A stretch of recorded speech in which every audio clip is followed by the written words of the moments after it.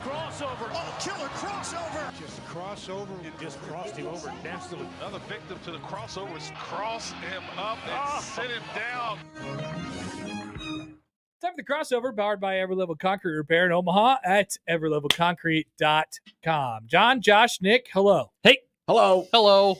John, beautiful baseball jersey. Oh. Yeah. Did Michael Severe give that to you? It's from the closet of Michael Severe. No, Michael. He has a whole bunch of random NFL baseball jerseys. Yeah, NFL. It's who he gives to his favorite people in life. That would be a great bit. Michael, give me a Dolphins one. John is one of, I don't think you're one of Michael's favorite people. Oh, Michael likes me. No, Michael didn't give me this. I bought. He gave me a Favorite. softball. This I is said- the one I bought from China. I know. I said favorite people, Nick. I think John is among, if Michael were to do his top 10 people, I think John would make the list. You think he'd be in his MySpace Wow. top I don't five? know if I'd make his list. You don't think so? No. Who would? Michael knows a lot of people. Yeah, I Michael think does he'd know be a on lot. it. Michael And- knows a lot of people. And Kevin would take up the top 4 spots. Who So would be you're the really top- fighting for one of Who 6 would be spots. Michael's top 8 friends on MySpace? Oh, this is fun. Great topic. I hope he's listening right now. You think Michael used MySpace? It Definitely. doesn't seem like something he would do. No, I bet he wasn't on MySpace. Like If I he were- had an account, but he All didn't do right, anything with I'm it. going to start tweeting him all of these questions. Did you have MySpace, and who are your best friends? Did you have MySpace? And then I'm going to Keep ask in his... mind, Michael might be a little gun shy in answering this because the last time he named a bunch of random people in our business, It was a brag. employees got mad That at him was for not. For, awesome. Do you should remember do that? that again. Do you remember that other thing that happened? Today would be the best day to drop it. And we're Actually, so it would. we're so far later. Like he wouldn't get in trouble for this. But you remember that the reply all email about in 2020 something political related, and people weren't very happy, and then they were replying all. And then I sent him and Damon a group DM. Mute that for me, please, Nick. Congratulating them on some success that they had. And he didn't reply, and he goes, "I don't reply all anymore." It was It's really, like, that's pretty funny, Michael. I'm gonna see if I can find this email. It I was don't remember that. really weird being a part-timer at my other job to be in all of these reply all emails because my phone would just keep going. Bzz, bzz, bzz, bzz, bzz. Classic. I'm busy. All right, I'm gonna see if I can find it. Yeah, I don't remember this email. Yeah, I've heard about this email. I was not here, obviously. Radio people are the worst people to be in a reply all email because everybody has the same joke or everybody wants to like say a joke and just reply all to everybody, especially if it's company a wide. reply all email? What's that like? it was like a company wide. Like everyone was required to reply all? No, it's I just when you found get. it. Oh it's yeah, just- yeah. Okay, it's just Like, when you It's just reply all. when you get an all staff email and then someone has a smart aleck comment, and instead of just replying to Yeah. a person or select people, they just hit reply all. Oh, that's happened. and Yes. everybody gets it. That tends to happen sometimes. And then sometimes a few people will be All on right, a roll refresh and my they'll memory just because do I don't it. remember this. Sometimes we get taken away the ability to actually do that. You know. So, okay, I had actually forgotten what it was about. And there are so many emails in this thing. This is from Well, I mean, we don't have a lot of sports today, so we've got time. All Let's do right. it. October 9th. This was one of 2020? the Yes, 2020. One of So the what a Big year. Ten is still not of football. Yes, good point, Correct. John. They're practicing, but they're not playing yet. Right. It's a month until the election. The mood is tense. It's a bit tense. An email gets sent out to the whole company about Columbus Day. Oh, I remember what Michael's response was. Why was it sent out about Columbus Day? Who sent out the email? I Was don't. that a corporate? Yes, Uh-huh. definitely. That's You weren't even 100% here. a corporate No, email. but I've heard about this many Oh, times. so there was- okay. So was this like, how Monday is officially Columbus Day. Did you know Columbus Day is celebrated in a number of countries? Okay, so it was one of those. Here's one of those factoid emails. Yeah, Okay, yeah, so yeah. it's totally innocent. It's the equivalent of a newsletter. Yeah. You know? It's like, Yeah. hi, everybody. There is actually a newsletter attached to this Yes. email. Okay, And then Michael responded. so he started it. Do we? Well, I mean, Did he say anything he kinda false? did. He didn't say anything. No. No. He absolutely did not. No, he said nothing false. Do you want me to read Michael's email? I mean, we've just kind of opened it up. All right. He kind of works here. He still. also helped facilitate the killing and raping of countless indigenous people. One of the biggest reasons why even Columbus, Ohio doesn't call the holiday that anymore. And then Amazing. we were off. And then we were off. Many takes, So many who sides. responded first? People that I don't recognize these names. People from other markets. Because this was the ultimate NRG media Dude, reply all. Because it went to all of our markets. Holy not I think just that the this. Omaha I one. think that this is what begat no more being able to email everybody. So Do you really, remember how That's we what I used to said. be? That's what I just said, okay, yeah. So, okay. so I apologize, really, Pepper. really, we need to be thanking. Thank you to Michael. Thanks, Michael. Like, here's an How many email people later do you on. think work in our company? Like 1,000 more? Oh, that's you a know? good question. Yeah, how many markets do we have? We're talking about 1,000 people, probably. Oh. It's in the upper hundreds. Yeah. Let's put it that way. Yeah. One. This is a very of 2020 email from a random. Can't we all just get along? Maybe we could settle all this with a debate behind plexiglass. Get it? COVID. Very funny. Yeah. Good COVID. And then a lot of people are like, how do I unsubscribe from the reply all? I mean, yeah. So Great question. Yeah. The dude abides. Have a great weekend, everybody. I would have been so pissed if I was in this. I found it very funny. I'll be honest. I'm just here for the comments. Michael Jackson eating popcorn. And every Caleb single Henry one of makes these an is a appearance. reply all. Every single one of them. Dude, it's going out to everybody. Holy God. Yeah, because it's not just names of people, but then there's one name, NRG. So it's the whole So it's everybody. the whole thing. That's great. Yeah. Okay. Awesome. You Now I can't do that remember. anymore. For some reason, We're not though, allowed to email everybody anymore. I must have jumped out of that conversation quick because I don't remember getting all those. But I think Michael has told me that story before. You definitely have mentioned Have it a I? couple times. Oh, okay. I apologize. Don't mean Oh, to No, it's okay. It's a a great fine story. It's great a story. It's a fine story. It's very Michael. Yeah. It's one of my favorite Sopranos episodes. The episode where Syl and the guys get all mad because the indigenous people are protesting Columbus Day, and basically it's just this back and forth propaganda war between Nice. the two sides, and they try to frame the Native American. It's a great episode. What a Great show. episode. What a show. What a show. I should watch that show. Jacob Padilla, you're going to have time. Jacob Padilla writes, does Michael even have 10 people he actually likes? That's Yes, he does. Yeah. Michael. Oh, Michael is a sweetheart. Yes. People are always like, oh, man, that guy's such a jerk. No. What is he like? And I'm like, he is one of the nicest people that I know. Yep. Yeah. He's a very good person. Yeah. I mean, I love Michael. He's like a lot of other folks. If you get on his bad side, he may not let you He forget just it. but- says things. Yeah, you know? he just has no. says- People yeah. love that in He's America very blunt. about some candidates. He Yeah. says what's on his mind. That's does. Michael. He's the kind He of guy does. you could sit down and have a beer with. Well, No, you not a could- beer. You could have a a He Capri doesn't Sun mind- with. He doesn't Sandwich mind with. if you have a beer. That's true. Michael's not going to get mad if you have a beer. He doesn't mind that at all. No. And you can talk about anything. Except for He does know Columbus a Day. lot. No, I mean, He'll give could- you takes on it. Yeah. That's true. Yeah. But seriously, you could talk with him about just about anything. Oh yeah, he's got something to say about everything. Yeah. That's what makes him a good radio host. There was one Yes. time I was at a I remote agree. with Michael at a gym, and we talked about gumbo. And he's like, "Oh, I just made some gumbo. You want some?" So we brought somebody, put it in the freezer for me. See that That's there- Michael. That's Michael That's right Michael. there. He's a guy who will bring in a dozen Box of donuts for no donuts reason. For no reason. I know. Those Yeah. were great donuts. He bought us the potato cakes. Remember that? He bought us the He did. potato Yeah. cake. He brought me a book. He brought you a book. You're never going to read it Why not? because you don't read. How far are you in that other book? It's not that I can't. 20 can't 27 read, pages, Josh. I I'm think. very capable of reading. I read the first 20 pages of that 90s book. Yeah, how's that going? I don't want to read it anymore. Maybe Oh. I need the information that is inside of the child book. Why'd you pause when you said child? I was trying book? to figure out He what was I trying to gonna remember say. what it was called. Yeah.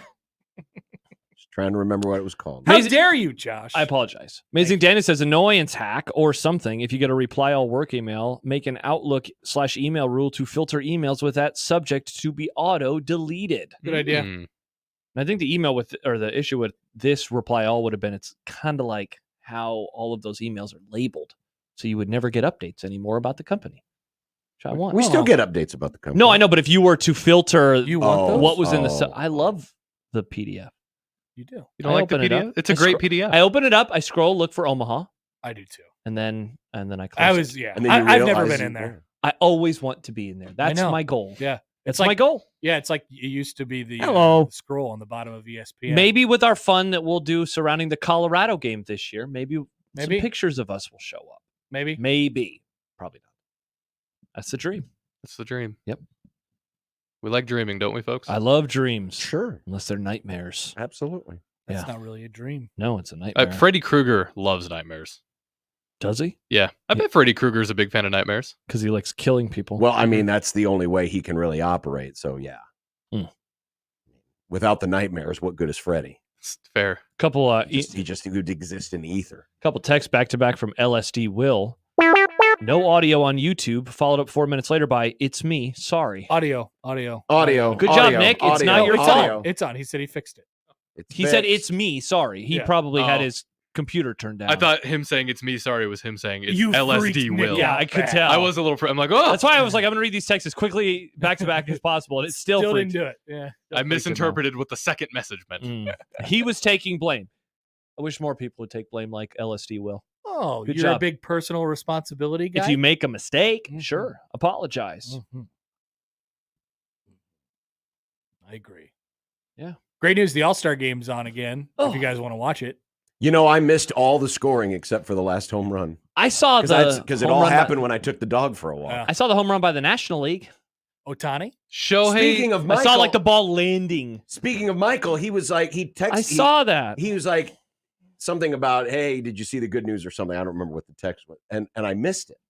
And I was like, what happened? And he said, your favorite player hit a home run. Hell yeah, he did. I didn't realize Ryan Sandberg was back playing for the National League. That's awesome. Nice job. My favorite thing about when Shohei hits a home run is there's a very specific sound that his bat seems to make that nobody else does when they hit a home run. It's a very That's fun correct. noise. The second you hear that noise, like I heard that, I'm like, that's a homer. It's an explosion. It's the way it's just all the time. Like he's Sounds always like so a car stone faced. accident. He holds the bat way up here by his ear, and he's just like, Look at this. Great breakdown, Nick.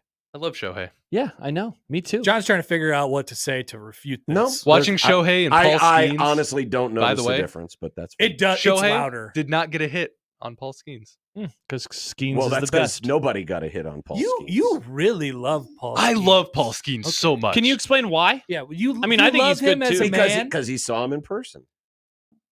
You feel like it's like an indie band That's that like you the were first there? baseball player he Oh. discovered. Is this the Nirvana of baseball for you, Nick? Like, Oh, I no. was there at their first concert. That is probably what's happening. Oh, you don't want to curse Paul that way. Genuinely, that is a little bit what it is, but I've always kind of liked pitchers.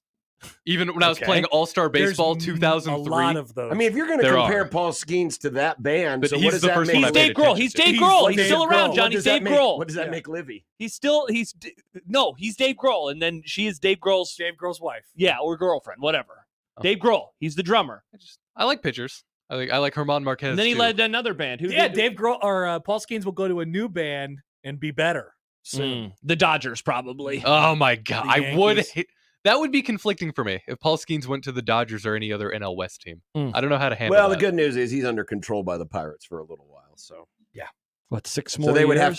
have to trade him, and they could. I mean, that's always possible. But No, but I do think that's part of it. Is That's I it. saw him when he was in college, but also he's really good. Like throwing 100 miles an hour all the time. It's very sick. fast. It's really cool. I can't argue with you, It's not Nick. so much- Many people yeah. throw 100 miles an hour though. He But throw again, he ball got- fast. He got to see him in person. Mhm.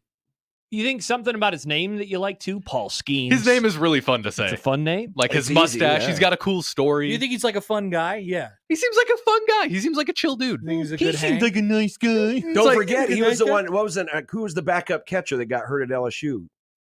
Skenes was the one. Remember when Skenes carried him out to the dog pile? That's right. After yeah. the championship. What a Yeah, guy! yeah, yeah. What a guy! Yeah, I would So, never be able to remember. I his feel name. the same way about Alec Boehm too. He just seems like a fun guy, and I think being Wow. around Philly, around Bryce Harper, and all those guys just made him a little more like fun. There was too. a group Oh, chat. got a you're saying vibe. they Was it the can't- Roncalli You're saying in they him? can't be fun at Roncalli? Well, that reminds me. He we need to can be reach fun out at to him. Roncalli, but like there's like you know By the how way- the Phillies are. There was a group chat that I was in the other night popping off about how Alec Boehm has a little Stibbs look to him.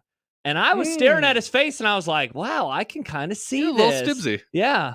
And I said it to Riss and she goes, I think it's the eyes. But people think that Alec Boehm He's got is a hot stib eyes. guy. People think that Alec Boehm is a hot guy. So is Stibbs Stibbs a hot hot? guy? Poll question. Whole question is Stibbs hot? Nathan writes, Skenes just passes the eye test. His fastball and slider in the splinker Splinker. he's developed is ridiculous, and I don't think he's going to throw his arm out. Yeah, like he's so good, but I don't think that's So what good? Nick loves about him. No, it's Yeah, that's it's what I'm trying to figure it's out. intangible Riz. I think that's what it is. Wow, did Skenes riz up Nick? It's just. Are you allowed to say that on the air? Did you need to push the button there? Well, we can say Skenes. We can say Riz. Skeen. Oh, there's just something about Paul Skenes that I like a lot. We can tell. He loves it. I love Paul Skenes. It's like I want to shake his hand. Brent Musburger and the Waterboy. Nick's like, I like Paul Skenes, and I'm like, I know. We're aware. Yeah, we figured it out, Nick. You're not the only ones. Did it figured out that you were obsessed with him? Yeah, Paige's grandma, also big into baseball. And Hold on. She texted Paige, like, hey, Nick's man is pitching tonight. And then she's like, Wow. I know. Wow. I'm annoying about it with everybody. Nick's man.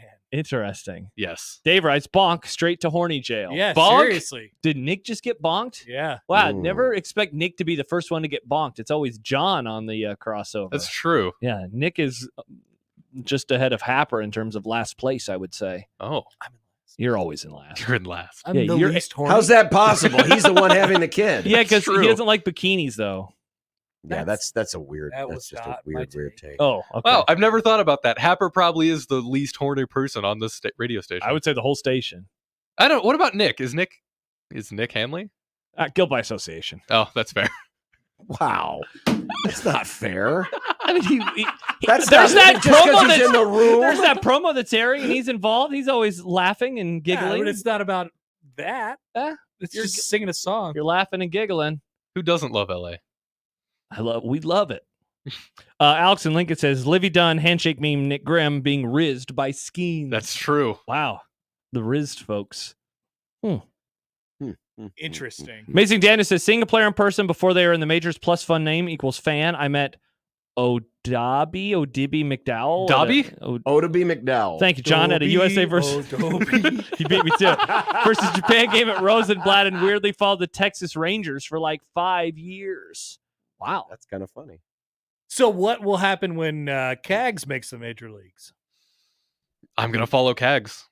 You're gonna love Cags. So basically, Yeah. what, as what much we're as you saying love is you're going to be Skenes. following Not everything the but your same. own team at some point. No, I follow all of the Rockies, but I'm only like individuals. This is why you would love the NBA. I keep telling you this, Nick. He loves the players. The Yeah. players, it doesn't matter where the players are. People are fans of players, Yeah. not teams. in Good the point. NBA. But I don't There's like so many the storylines. gameplay of the NBA, and that's a major barrier for me. figure it out. You don't like Ooh. basketball? Not really. Don't you go to college basketball games Yeah, you get paid to go to Well, college usually he basketball. I get works. paid for I work at college basketball games. though? Interesting. I enjoy being in the environment when I'm there, but I don't seek them out. Why would you love Cags less than Skenes? I don't know. Skenes was his first. Skenes was my. You never forget your first. Who is your first favorite baseball player? Good one. Probably like Jeter. Yeah. Nobody. Wow. No, you always remember your first. Ken Griffey Jr. Oh, it wasn't not Ha-Sung Kim. Byung Kim. No, he sucked. He kept blowing the World Series for the Diamondbacks. He did kept blow some doing saves. it. 0-1 though. What a To great- Derek Jeter. Yeah, to Derek and Scott Brocious. Scott Brocious. Who's your first favorite player? That's a great question. I don't know. Who's your first favorite football player? Crouch. Johnny Rogers. Oh, that's crazy. You What? never even watched him play live. Like that's just Yeah, crazy. But I guess Stibbs' favorite player is Walter Payton. But I so- heard Larry I heard Fitzgerald. all about him Larry as a child Fitzgerald. growing Yeah. up. big ass, You always talk about. I It's don't think his huge. ass is that big. massive ass. My first favorite football player I think was Grant Wistrom. Grant Windstrom. Yeah, Jason Peters. Oh, what also other Frost. I really did like Frost. what other Wow. sports can Tough we one. do? Where your first favorite was? Steve Yzerman, hockey. Good one. Yeah. Patrick Waugh. Oh, great goalie. I don't know anyone. You don't In know any hockey. hockey players? I You know can't that name one that hockey- one really famous one. Connor McDavid. No. Wayne Gretzky. Yes, I know Wayne Gretzky's name. That one. That one. He's pretty good. I don't Yeah. know any hockey. His nickname, you know what his nickname was? Or is? I used to. The Great One. There it is. I mean, you want to talk about a nickname that kind of Pretty good. explains the guy. I hope he didn't give it to himself. Who? Do hockey folks have the argument? I mean, we have the argument today about MJ versus LeBron. Gretzky versus Connor McDavid. Well, Gretzky versus anyone. Mario Lemieux? I really think it is just a debate about who is the second best player ever. That's, They never talk about No, who I, is the that's best. why it's just pretty that's much- why I asked. I don't think they do. Yeah. I think It's a universal It's agreement. universal. Yeah. It's It just shows Gretzky. how great that guy was. He He was was. pretty awesome. He was tremendous. Here's one because we've had some tennis on over the last couple of weeks. Oh. I can recall when tennis was a big deal. Who Mhm. did you grow up? Who was your favorite tennis player? Everybody. Now you might not like tennis anymore. No. It was the Williams because I used to watch a lot of Really? Disney Channel and they would always be in the Got Milk ads. So I would just always see the Serena and Venus Williams everywhere. McEnroe, because he yelled at the refs. That was awesome. What was the question? Who's your favorite tennis player? Oh, your first favorite tennis player. I mean, probably Roddick, just because I was like, America. That's when you were like, showed up at a random Husker game. And Nebraska claimed him as a Husker and you wanted fan. him to beat. Well, he was born here, right? Wasn't he? Isn't he? Yes, Nebraska. He's one of those. He lived here He's for one 10 of those seconds. people like And then he Wade moved to Boggs who Florida. spent 5 seconds here in Nebraska. Wade Boggs is from Nebraska. He was born in Omaha. I didn't know that. And then he drank 20 beers. Nice, congrats to Cross Wade. country flight. Yeah, something like that. That's a lot of beers. Yeah, that's the legend with Wade Boggs. How long is that flight? Like 6 hours. 6 hours? Yeah. Damn. He was smoking beers. That's not what you're supposed to do with beers. Crushing beers. Sorry. I mean, that's like 3.5 beers. Isn't that the legend with Wade Boggs? Google it. Yeah, it was. He had a ton of It's beers. like 20 beers or 24 beers. Yeah. Well, didn't they do an Always Sunny episode about that where they tried to have that many beers on a cross country flight? Is that the original 999? What's that? Oh, the 9 dogs, 9 beers, and 9 innings. Yeah. In this case, it was just beers and a flight. Pedro texts in, "Hi guys, after this conversation you're having, I can picture Nick in the Friars costume following the players and their girlfriends. Oh, around. yes, that right. would have been Forgot so about the Friar freaking costume. funny. Oh man, that would have been. I never got awesome. that quarter zip. Well, you never did the Friar costume either. I thought it was supposed. If I had a guarantee of the quarter zip, I would have found a Friar's costume. By the way, how many beers did you say that you thought he drank? 20 or 24? No, it's 107. Oh my God. That is the urban legend. Legend has it Wade Boggs once drank 107 beers while embarking on a cross-country flight, which he consumed alone. The feat was allegedly accomplished over the course of a single afternoon during which the cross-country travel occurred, an achievement that certainly cannot be understated. Well, that can't be physically possible. Yeah, it's got to be like 50. You know, yeah. I don't even know if it can be that much. I think you'd be had alcohol poisoning at some point. I think that number came from a guy heard about it. He's like, yeah, he had like 120 beers. So many beers. Or a guy that one time said like he had 30 beers and it was actually true. And then the number just kept getting bigger. Growing and growing and growing and growing. There he is. That sounds awful. Oh, look, he's doing his weird thing. I love that exercise. Oh, is that Skenes? Yeah, it's just a water tank. And he did, I watched him from 2 feet away do that 1 million times. The back against the wall, have the medicine ball and just bang it up against the wall. He is a freak of nature. Why is he so good? Why is he good? No, yeah, like why is he like, or how is he this good so soon? This is a rarity. He's a great pitcher. Yeah. Yeah. He just, I think, well, I mean, he's the physical attributes. It's great to have his size. He does have, he's an Air Force guy, so he's got a great work ethic. Nice. He has the best single pitch in baseball. The splinker. The splinker. Yep. Love a splinker. What's and he just made it out of thin air. So he created a pitch? I mean, everybody creates their own version. I can't believe pitch, you can create a pitch in 2024. Well, all pitches, everybody's like one guy's fastball isn't going to be the same as another guy's fastball. It's just the closest thing they can compare it to, right? Correct. Yeah. He's still got like acne. Yeah. He's so young. He's a tiny a baby young guy. boy. Without the tiny. How big is he? Tiny. He's probably 6'6", 6'7". Holy God! he's a gigantic. He was pretty good at hitting in college too, wasn't he? Yeah, he was a catcher. Yeah. Yeah. He hit absolute tanks for Air Force. Wow. This is why we need to have pitchers hitting again. That's right. That's right, John. I want to see, but only in the NL. I want to see Skenes hit. But only in the NL. Being a catcher probably also helps with his pitching because he just you have to have a sense for zones. I know umpires are the ones who mostly decide that, but having a sense for zones has to help with being I'm a pitcher sure there's too. There's something to that. There's something to that. But yeah, he's just, some people just have natural talent and he's got it and he's been able to harness it and here he is. I think it's really funny to watch catchers at bat and then if they have a call or if an ump has a call that they didn't like, they can just look at the ump like, come on. Come on. Interesting. We both know. Come on. Nick, you're really starting to get it. Yeah. You're really starting to get it. I'm baseball pilled. You are baseball pilled. I Why like do you love that baseball a joke lot. so much? It's Josh? funny. I don't know. It's Yeah, it's funny. It is good. Yeah. I'm sure it's great. It is great. All those years ago when I started, you never would have thought that the sport I'd be into was baseball. No, we used to argue because I'd say, Nick, you have to watch the Nebraska game over the weekend. It's your job. And he'd say, no, I don't want to. I said, well, you're doing bad at your job right now. And now you're just like, got him! Nice. Thank you. I'm so happy that I was listening yesterday in the car and I heard Jack Mitchell, and I was like, thank God that drop is in the system. Oh, it's in. Oh, so good. Oh. I'm making plans to watch the Nebraska games this season. Don't Good. worry. You better be. It's gonna happen. One of my friends reached out to me today and said, when's the Big Red Overreaction schedule coming out? Good question. Probably. I said tremendous I'd question. probably say The next couple of weeks. I think we should do the draft. I think the draft is a fun idea. Well, you're the director of video.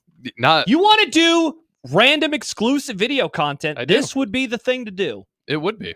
This would Actually, be the thing to do. It's not a bad idea. Big Red Overreaction reveal. You would just have to get everybody to agree to something. Mm-hmm. Yeah, Good luck with that. Yeah, exactly.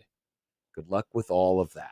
Yeah. Would you do it, Nick? Like, how would you do it? Would you do it like they do the World Cup draw, where you'd have names in different little pots and pans? So you draw them out. Well, I think John is working with. We obviously Nick. each have to submit our things that we cannot do. Yeah. Mhm. You know, and then kind of just go from there. Then that already limits your possibilities. Maybe we could have I only have one game. a different pot or a different pan for every after show with the names of who's available for each show and each thing, and then you Okay. can just draw it like That's that. a good idea. So, like, in theory, there will be a number of games that have all 5 of us. Yes. And then there will be some games that maybe only have 2 or 3 of us. Will you do it like the Big Ten schedule? So you play 9 games. One year you get 5 home games. The next year you get 4 home games. Last year I got 5 Big Red Overreactions for some godforsaken reason. You were the only one, right? So do I get 3 this year? Oh, interesting. Maybe we Look can- at Happer. We can make it Hunger Gamesy, where somebody can be like, "I volunteer as getting tribute." killed? You can volunteer as tribute. Oh, I have wanted to do that over the years. Trade stuff. I will trade this game for that game.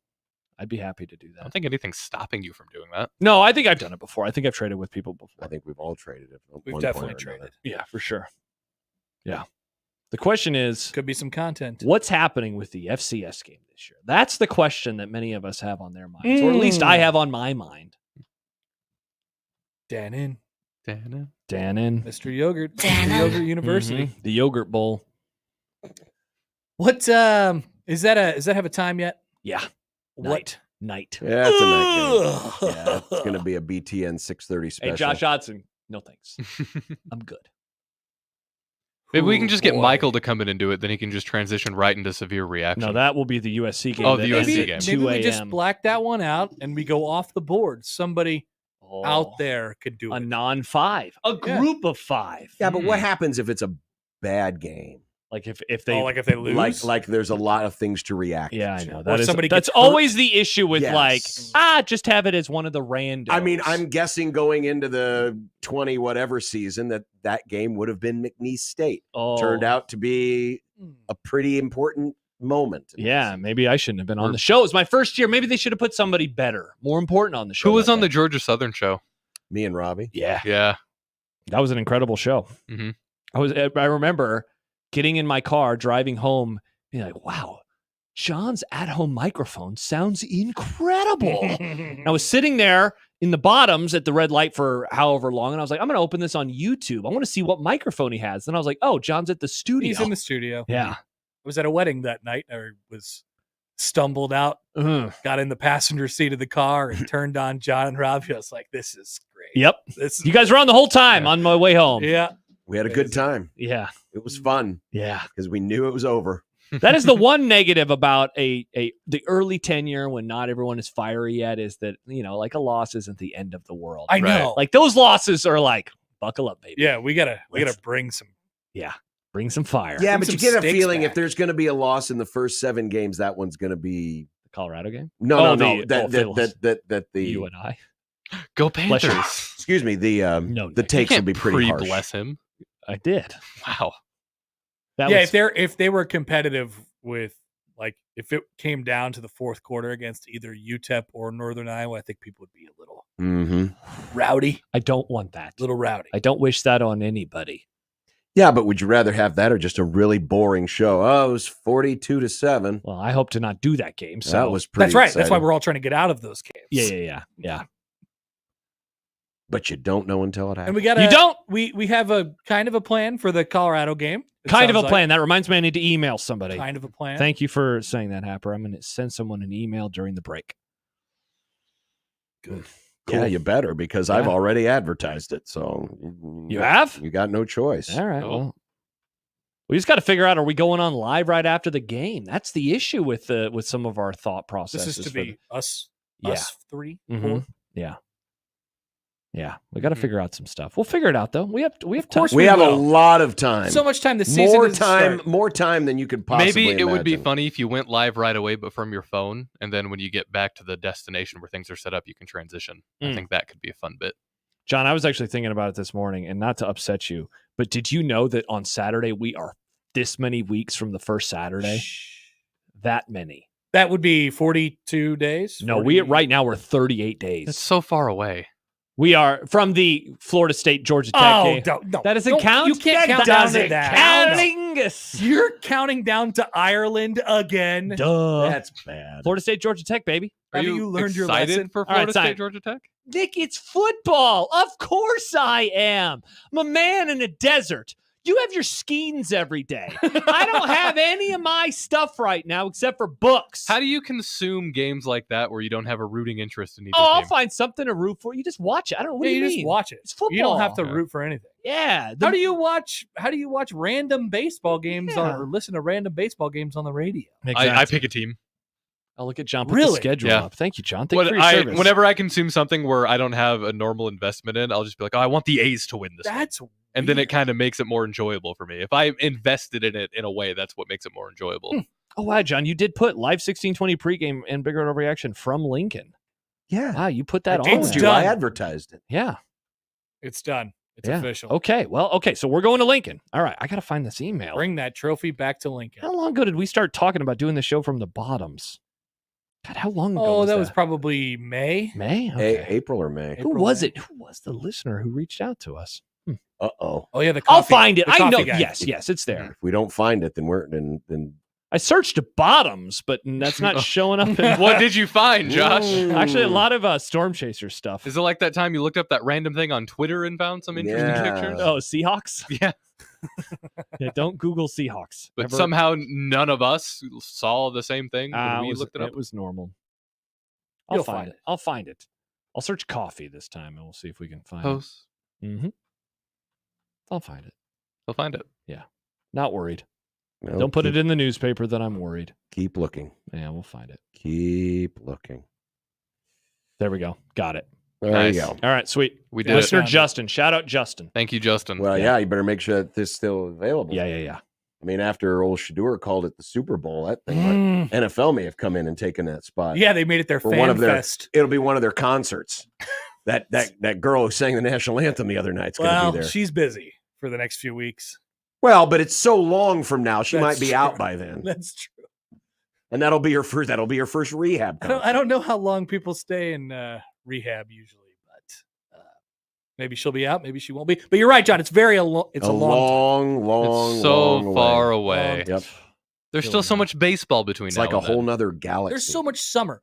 Josh, in a month, in 1 month, we're still going to be 2 weeks away. That will not seem that long. That's 2 weeks ago. That's it was a long the 4th time. of July. That's a month. That's a and month 2 from weeks. now. Yeah. It's so far away. A month ago today, You're going to be like, oh, it's so like far away. Yeah. Triple header day. A month ago was the triple header. Oh, my God. Yeah, see, that seems like it was yesterday. No, it doesn't. Oh, my God. Feels like it was years ago. Oh, that doesn't seem like it was For those that of long us who ago. actually work a lot that day, it seems like it was. Hey, there's no need to rip on people who didn't do shows all day that day, Jim. Mm-hmm. That'd be pretty mean. Some of us had to work that day. I'm just stating facts. Some people did 3 shows. Some people, Happer and I did 3 shows. Some people didn't. Some people didn't. They only lasted a grand total of three- 48 minutes, but three 20-minute shows. yeah, No, the first show was an hour and 40. that's true. So we were on the air for a little over 2 hours. Yes, we talked. We talked about many things, Many topics. productive things. Probably Topic about alert. how far away football season is. So far away. Might have now been it's one on- of the topics. Very, very, very far Save away. that for next summer. Football. Is it far? 402-951-1620. We'll have to go back and look at some of the topics that we talked Mm. about that day. Indeed. If you had a pie chart of all your topics, how much of it was football? How much of the pie chart would be From the football? College World Series? Yeah. Lots. Lots of football. Lots of football. A little bit of baseball. More Nick Hanley and random. I did a fun topic where we went team by team in the Big Ten, all 18 of them, by the way. Mhm. What would make a good season for each of these programs? That was Great topic. Do you think you did more random messing around or baseball talk? Baseball, actually. I don't think there was a whole lot of messing this year. Less mess. More Less ball. mess, more ball. Yeah. We know ball on the zone. You know ball, we know ball.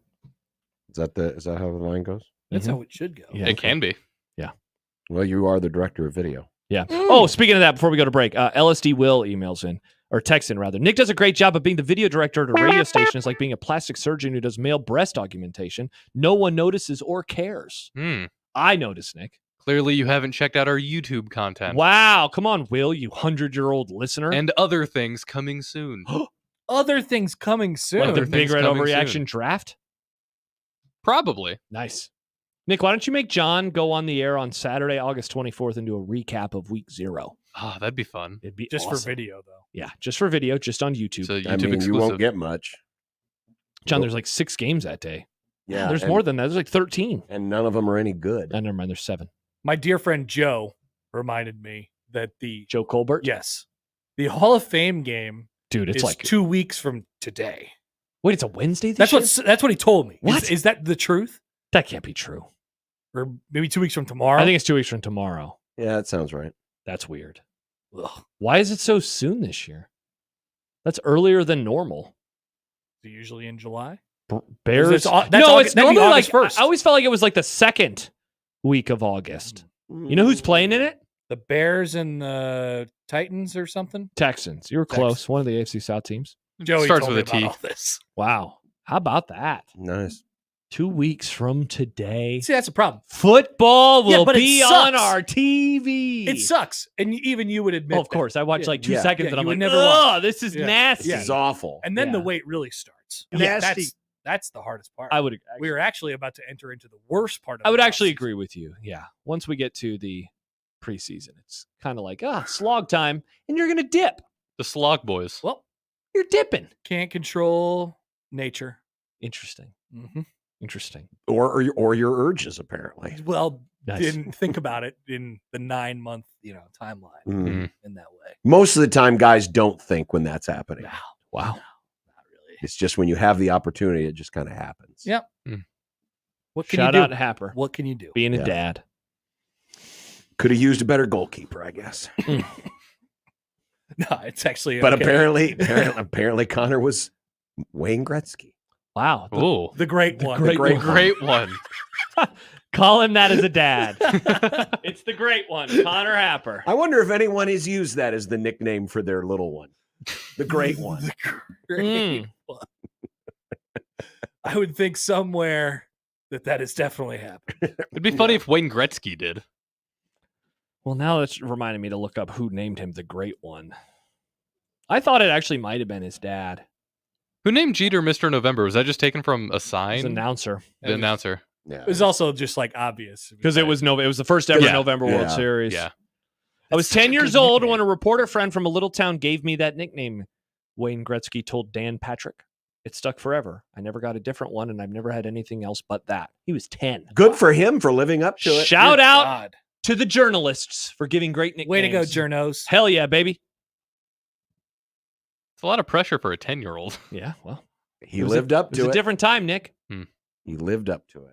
Bye. Bye-bye, Happer. Bye. That's Connor Happer. That's the crossover. The Grum starts next on 1620 The Zone.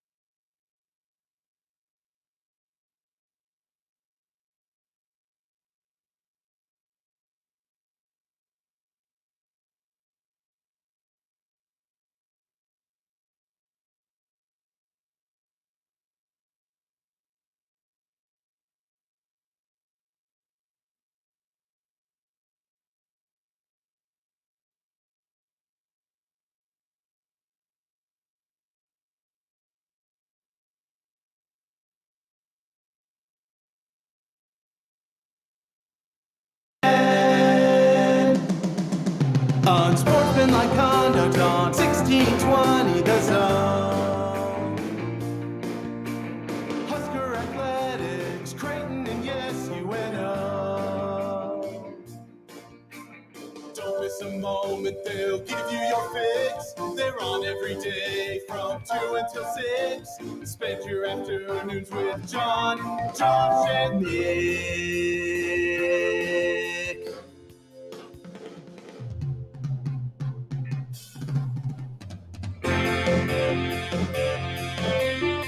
John, Josh, and Nick. They'll show you what sports talk really is. Yes, we will. On a day that features very little sports. In fact, no sports. We could talk about the sports that we like. Formula One, Running, disc golf, football. Unsportsmanlike conduct on 1620 The Zone. Husker athletics, Creighton, and yes, UNO. We can give our own recaps of the All-Star game. Our own I missed recap. all the scoring except for one. Breaking down every player who was there. Did they deserve to be there? Were they really All-Stars? Oh, Why Nick. did the Phillies need 3 people? How come the Yankees needed 2? Needed? What do you mean? Neat. Phillies had 8 at They the had All-Star. 8 at the All-Star. I thought there was only 3. No, the Phillies had 8. They're the best team in All-Stars. baseball, They Nick. are the best team. Are in you sure baseball. that the Yankees only had 2?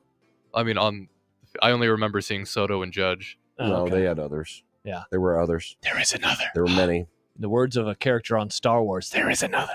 I understand why they do the pitcher rotation thing every inning, but I kind of didn't like it. You're an old head, Nick. Back in John's day, how long did the pitchers last back in your day? Oh, I mean, there wasn't this desire to get every pitcher in. Right. Pedro in 99 struck out 5 of the first 6. Like, I don't Yeah. want every pitcher to go. I don't need 99 pitches, but like a couple innings. 99 Luftballoons? More than 8 inning. More than half one inning. single inning? I mean, we're talking about a sport now that pulls guys when they have no hitters going in the 7th inning. That's true. That made me so mad. Uh, But maybe they only so- pulled him because of the All-Star game. You think about that, John? I've definitely thought about that. But And your thoughts? No, not a fan. 'Kay. Yeah, I'm not. It doesn't bother me that they bring in different pitchers. You get to see everybody. Mhm. If That's the goal. anything, it makes it harder to score. I guess the All-Star game is more of a showcase. There you go. Well, it literally is a showcase. It's an exhibition. It Oh. literally is a showcase. A showcase, sadly, that was played indoors. Oh, anti-indoors. Not a fan. I'm not either, for the record. I'm not a fan. Yeah. And my favorite team famously plays kind of indoors, even though they've done a nice job of making it look like it's outdoors, but it's still indoors, except for those folks that got rained on in the national championship. Oh, you're talking about the Rams. Yes. Mhm. No, maybe the Chiefs should have played indoors. Then it would prevent those people from the frostbite. Oh, good point, Nick. We never did get a final Tally? tally on number of limbs lost. Oh, Yeah, Nick, can you do a little research, a little recon for us maybe today?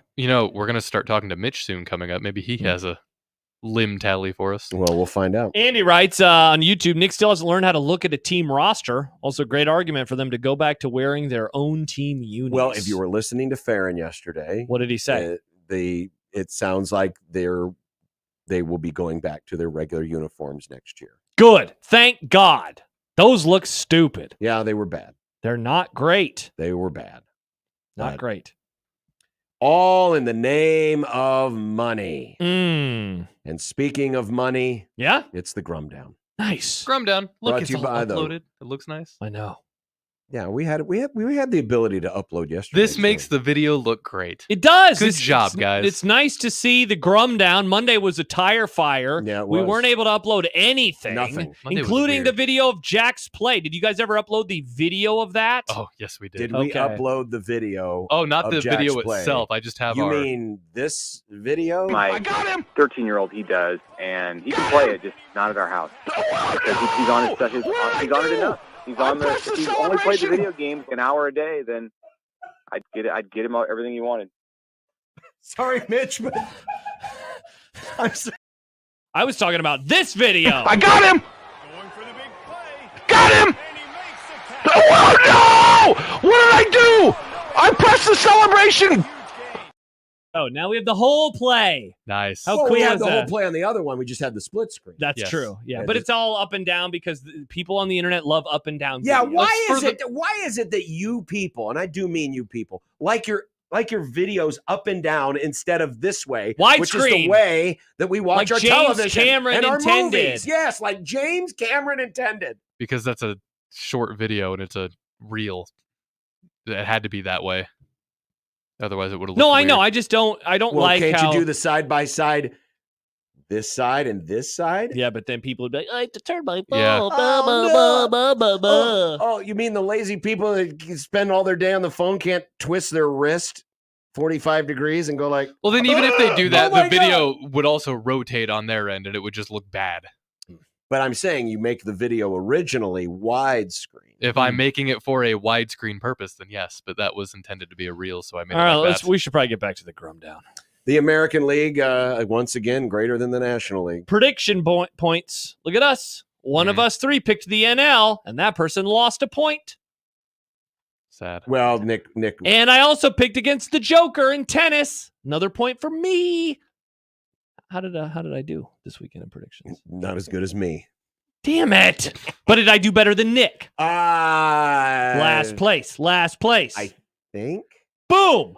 I'll check during the break. Mike Schaefer will join us from Husker 24/7. Baller. Are you anticipating this college football season more than usual? Whoa, what a fun, exciting topic. I mean, I plan to fall asleep during that segment, but sure. Of course you will, John. It's not baseball in July. The new kickoff rules explained if StreamYard allows. Oh, we're finally going to get to it, huh? We got the graphics and everything. StreamYard Look allows. at this. That's going to be StreamYard a allows. great video. Badass. I'll copy and paste from my prep sheet on Monday. Hell yeah.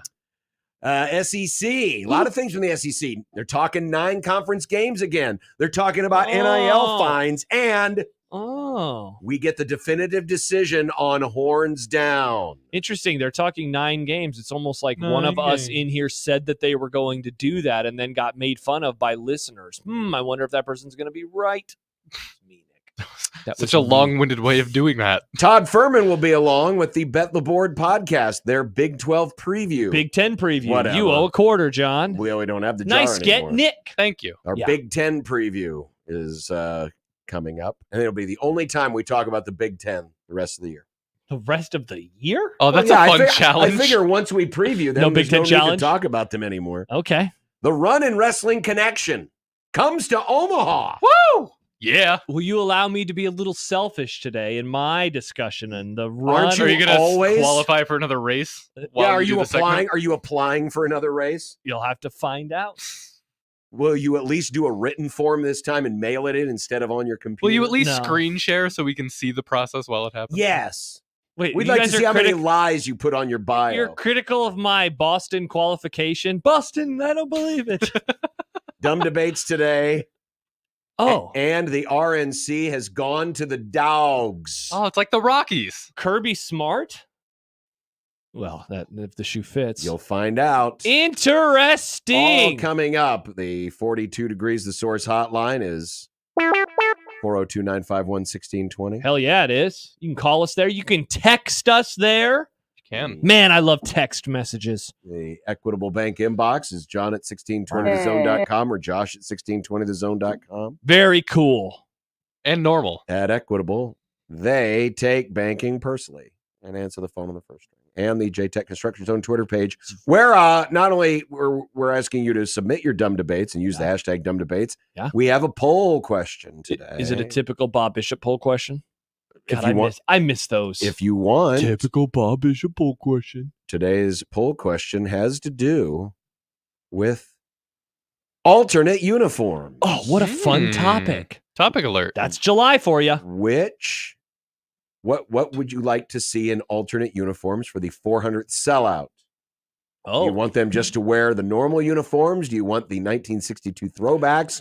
Do you want the Noids. black shirt uniforms or other? Noids. The Scott Frost 9/11 uniforms. God, those are That's such a ridiculous concept. Remember 9/11? Here are some fatigues. They weren't even fatigues. No, yeah, you're right. That's the weird thing about it. It was just, Mm. it was, I mean, of all the try hard things that Adidas has done, that was one of the try hardiest. Oh yeah. Yeah. Remember the trailer? Remember the leaked footage? Oh, from the yeah. trailer? We saw the uniforms ahead of time because they bothered to shut down a street in Lincoln to shoot a video of a parade. Amazing. Hey, everybody, let's have a 9/11 parade. It was a little weird. A little bit. God, the Scott Frost era was so strange. It was. It was so strange. We also never found out how he got that dent in his truck. I know. There's a lot of questions. Many questions. Don't Maybe forget Mike the- Schaefer can tell us how he got the dent. I'm going to ask him about the area codes on the helmets. Whatever happened to those, and why did they disappear? Why did they get rid That's of the them? first question that I would ask Frost. If I talked to him tomorrow, I'd be like, what happened to the area codes? I'm serious. I would love to know. It's just such a small random thing, and he never explained it. Classic Frost. No, they never did. That's the Grum, and we've got it for you here on 1620 The Zone.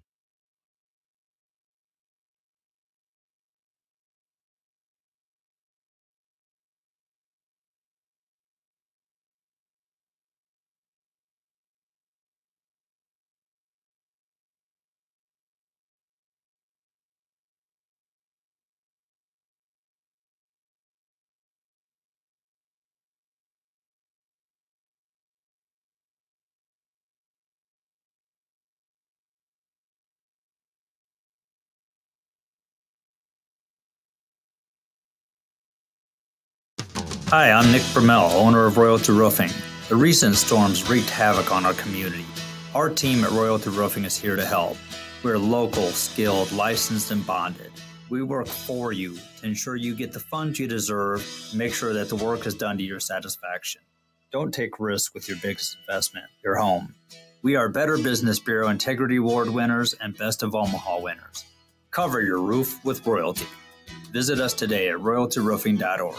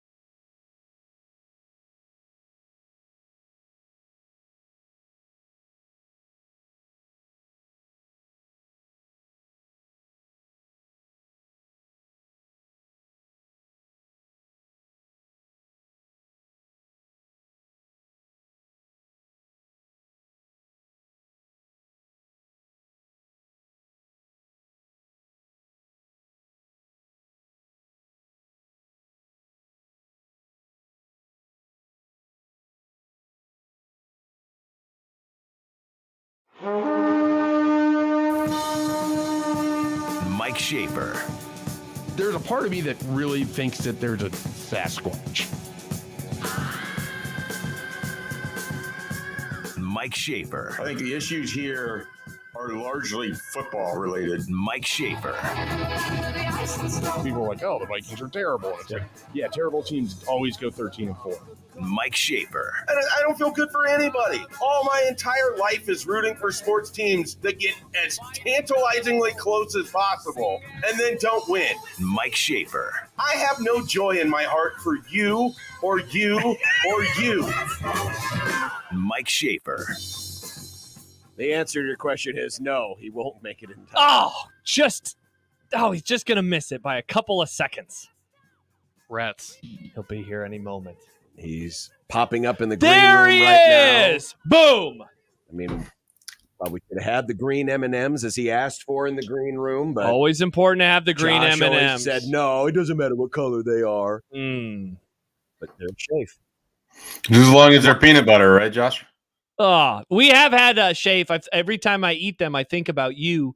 We have had some peanut butter M&Ms in our establishment. We put it in some popcorn last week, and I was like, really? I wonder if Mike Schaefer would want to have a bite of this popcorn. Absolutely. That sounds good. Popcorn with M&Ms is far superior than any other form of popcorn, I think. It's so good. I like it when the popcorn melts the chocolate or the peanut butter a little bit, so you don't like the warmth. It melts fast. Like it crunches faster.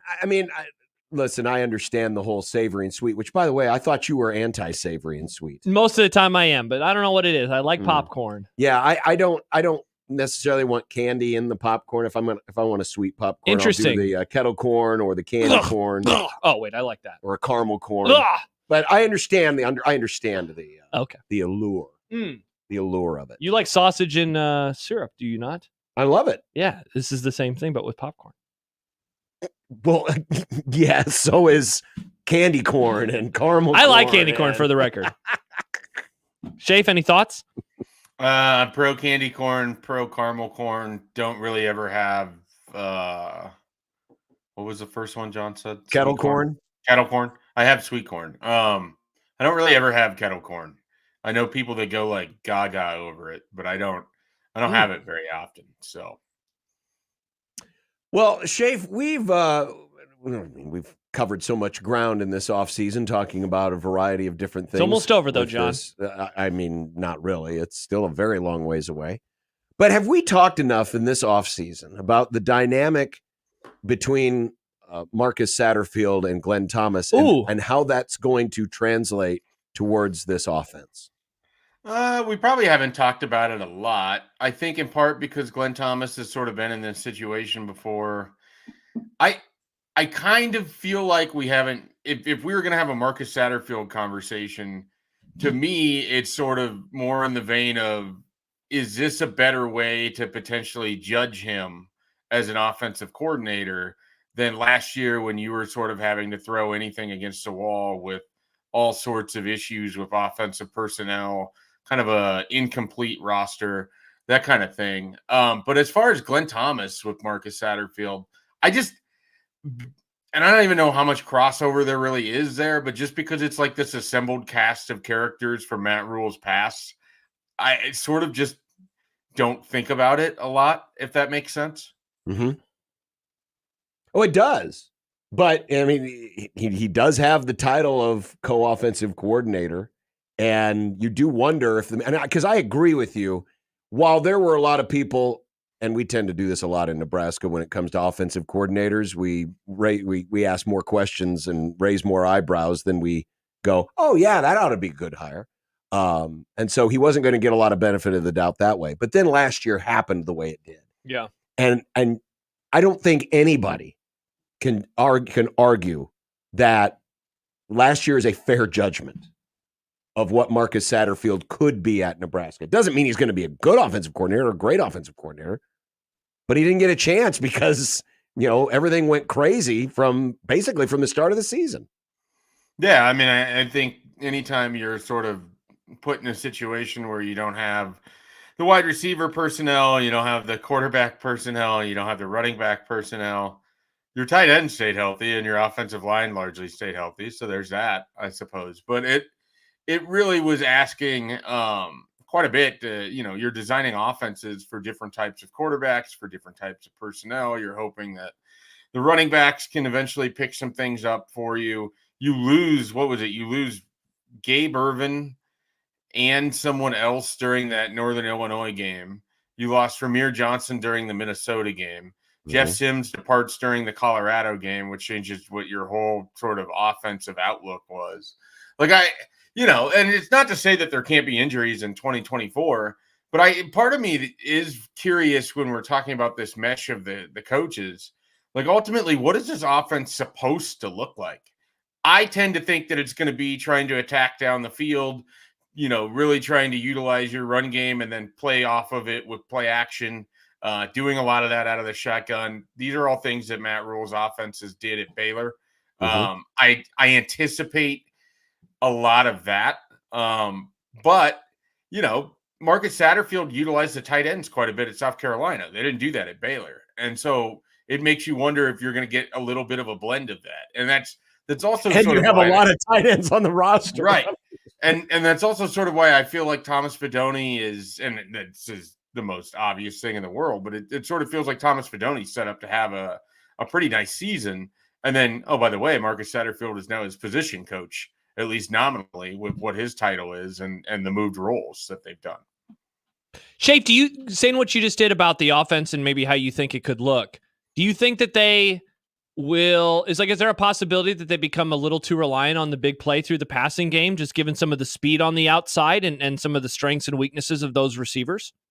It's possible, but it's also because I don't know what to expect out of this running game. It's hard to say that they can't just sit there and chew up clock too. I don't anticipate it because I don't really think any of these running backs are good at this juncture. It doesn't mean they can't be or that they can't develop into that early on in the season.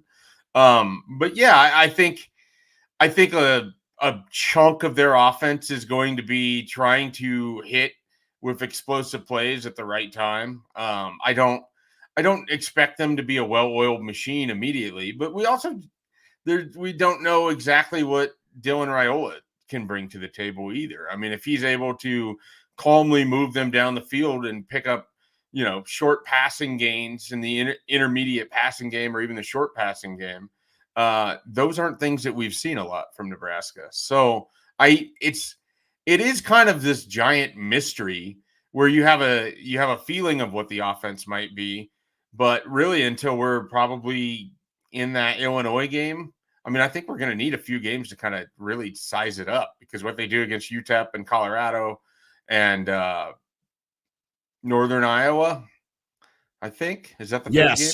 Yes. I mean, it might be entirely different by the time they get to I believe their working title is FCS Midwest. Gotcha. But yeah, you're right. I mean, it could be something in development. Talking with Mike Schaefer of Husker 24/7. Beyond the shakeup in the coaching staff that happened 2 weeks ago, is there a question that you're looking forward to having answered from Matt Rule? Because we have not heard from him since the coaching shakeup. I mean, this is a hell of a question to ask me to put me on the spot, John. I feel like there's a million things that I would. I'm sorry. No, you're good. I feel like there's a million things normally at any given juncture that I would want to ask Matt Rule, but we're in kind of a quiet period, and then you take away the John Butler aspect of it, and now I'm just sort of sitting here blank in my mind as to what I would ask Nebraska's head coach, and that makes me feel very, very dumb. So I'm going to work through the rest of this interview until I can come up with something. Okay. Because I mean, I'll be honest, I don't know if I have a burning question. Well, he's talking to everybody in a week, and so that's what I mean. Yeah. I have a question that comes to my mind. What? And this is this is an insanely service level question, but at what point do you want to make the decision on the starting quarterback?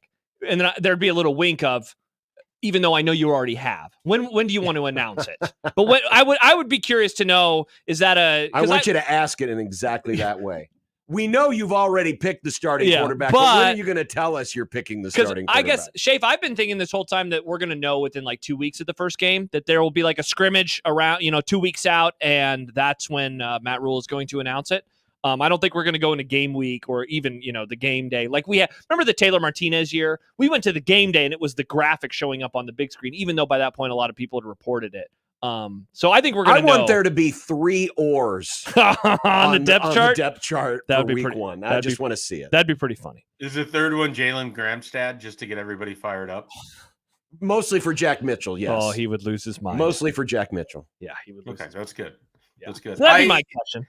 A week from now, I'm actually trying to think of like what when Matt Rule is up at the podium, like besides all of the 15 Dylan Raiola questions, like what else is he actually going to get asked other than, is this actually the year Nebraska cashes in on being the dark horse team that everybody thinks they're going to be? It is going to be a lot of Dylan, isn't it? I would imagine the first, second, and third questions are probably all going to be in the line of, so you haven't named a quarterback, but what about that guy you got in December that was supposed to go to Georgia? Yeah. Whose dad's name is on the wall. What about something in regards to like splash plays on defense, where you look at last year and as good as the defense was, they couldn't get off the field on third down. Their sacks were really relegated to like 2 or 3 games to build up the majority of those numbers.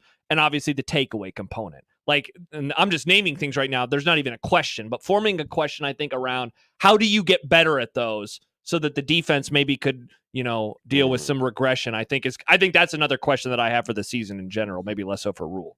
Yeah, I wonder if you wouldn't get the stock answer of, well, it'd be the second year for a lot of these guys playing within the system, so they're going to be more comfortable, so they'll feel like they're able to flash on those plays when they have the opportunities in front of them.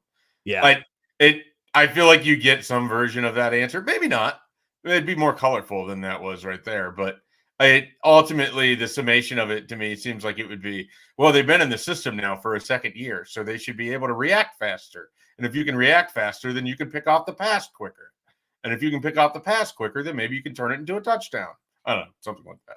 You should be a coach. Last night, I don't think anybody wants me to be a coach. Last night, Garrett McGuire was on the Husker Network and talked about the wide receivers as one of the very original Isaiah Garcia-Castaneda marks that exist in this market. I think you had to be encouraged what McGuire had to say about his rehab, how he's got his weight up to near 200, how he's running very well. Are you ready to jump back on the IGC train this season? I'm ready to see if it comes to fruition. I mean, there's a lot of bodies at the wide receiver room. He would have to move through some people, and his playing time would come at the expense of likely some younger guys. And so there's a lot of, interesting backstory with all of that. But then there's also this, and this is why I'd always been really high on him. Iowa State, Minnesota, Kansas State, there's another school in there. We're very interested in Isaiah Garcia-Castaneda. He had a really nice junior college career. He had one really good season at New Mexico State. This is a guy that I think can play the wide receiver position at a high level. We saw individual moments of this, particularly that catch to open the scoring for Nebraska in 2022. If he can stay healthy and if he can stay in the run of things, he has a lot of talent. And so I think it almost could be like found money for Nebraska if Isaiah Garcia-Castaneda stays healthy and can provide something for you as a wide receiver. And by something, I mean, maybe it's just a few times a game, he comes up with a catch to move the chains. Like, I'm not looking for like a star turn here, and I don't even know if 250 yards is likely for him for the season. But this is a guy that I think there's more Nebraska can get from, certainly, than what they have the last 2 years. Shafe, the topic John and I are going to dive into today is just a big picture look at the upcoming season. And I know your role in your job sometimes makes it difficult to really, watch a lot of college football on a Saturday, in particular if Nebraska's playing in that 2:30 window. But with all the changes that we have seen with realignment this year, and certainly the expanded playoff, do you find yourself more or less interested in the upcoming season compared to maybe where you've been at over the last few years? And I guess a follow-up would be, how much does your view on what Nebraska could do also, shape this answer for you?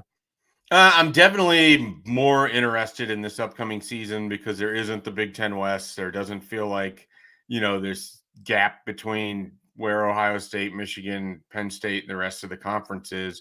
I am very, very interested to see how UCLA and USC do, in particular in the Big Ten Conference. I would say my interest in it is largely relegated to the Big Ten, which is sort of where it is most of the time anyways. From a national perspective, it's intriguing that Utah and Arizona State and Colorado are in the Big 12, but does that mean I'm more likely to watch Utah versus Oklahoma State? Actually, that sounds like a pretty good game. I was going to say, that sounds like an awesome game. I don't know. Find some game that seems less exciting than that. But Arizona versus Texas Tech, does that hold any kind of, excitement factor? So I don't, and then the Oklahoma-Texas thing, we've been talking about that for like 4 years now. And now they're actually going to go in there and play games. And my only real interest stems from the fact that I have strongly felt like the Brent Venables hire on the field isn't going to go that well. And I don't even feel like it has so far. And then they went and signed him to the big extension. So, like, if OU gets their ass kicked up and down the field, switching over to the SEC, and then you've signed Brent Venables to this big extension, it could be sort of a fun, like, dumpster fire follow. Usually Michael Brunt sniffs those things out and has a good feel for the pulse, and then he'll let me know if it's worth, diving in on. But there's just like little stuff like that. But from the national picture, a lot of it comes down to, by the time you get to the college football playoff, I will be very interested in how that all breaks out, the teams from which conferences, and, if the Big Ten, how many they're able to put in. Is it possible they have 3 teams in the college football playoff? 2 teams? What if they only have 1? What does that say about the conference? That would be a stunner. If the Big Ten only got 1 team into the CFP, I would be blown. Oh, yeah. I would be blown away. That's not happening. Yeah, that doesn't seem likely, but who knows? What if it's just a cutthroat year? There's a chance Ohio State takes somewhat of a step back, right? Like, and but Michigan, even somewhat is still like 10-2, and so they're still going to be in the top 12. Yeah, I don't know. Like, maybe they go 9-3, and they're right on that board. Oh, are you telling me that Ryan Day is going to struggle, Shafe? Sounds interesting. I'm just like trying to sell ideas as to how the Big Ten could not be as good as it might seem to be. But I feel like they have a lot of B's and not a lot of A programs. You wait until March when the ball gets round and they have to put it through a hoop, and that's when you find out. No, only 1 team into the Sweet 16. Speaking of the Big Ten, I thought about this today as I was getting ready for our interview later on with Todd Ferman, who dropped their new Big Ten preview on the pod. Ohio State, Oregon is a bigger game this year than Ohio State, Michigan. True or false? It's true to me because I'm, very, very interested in that game. If Oregon just comes in and just takes the conference, like that is sort of fascinating to think about. Like the kind of up their own butt version of Big Ten fans that have looked down on Pac-12 football and everything else. Then Oregon just shows up and wins your title in year 1. Like that would be pretty fascinating to me. And so this matchup alone, and they had some really good games just a few years ago, right? Like they went into Columbus and won.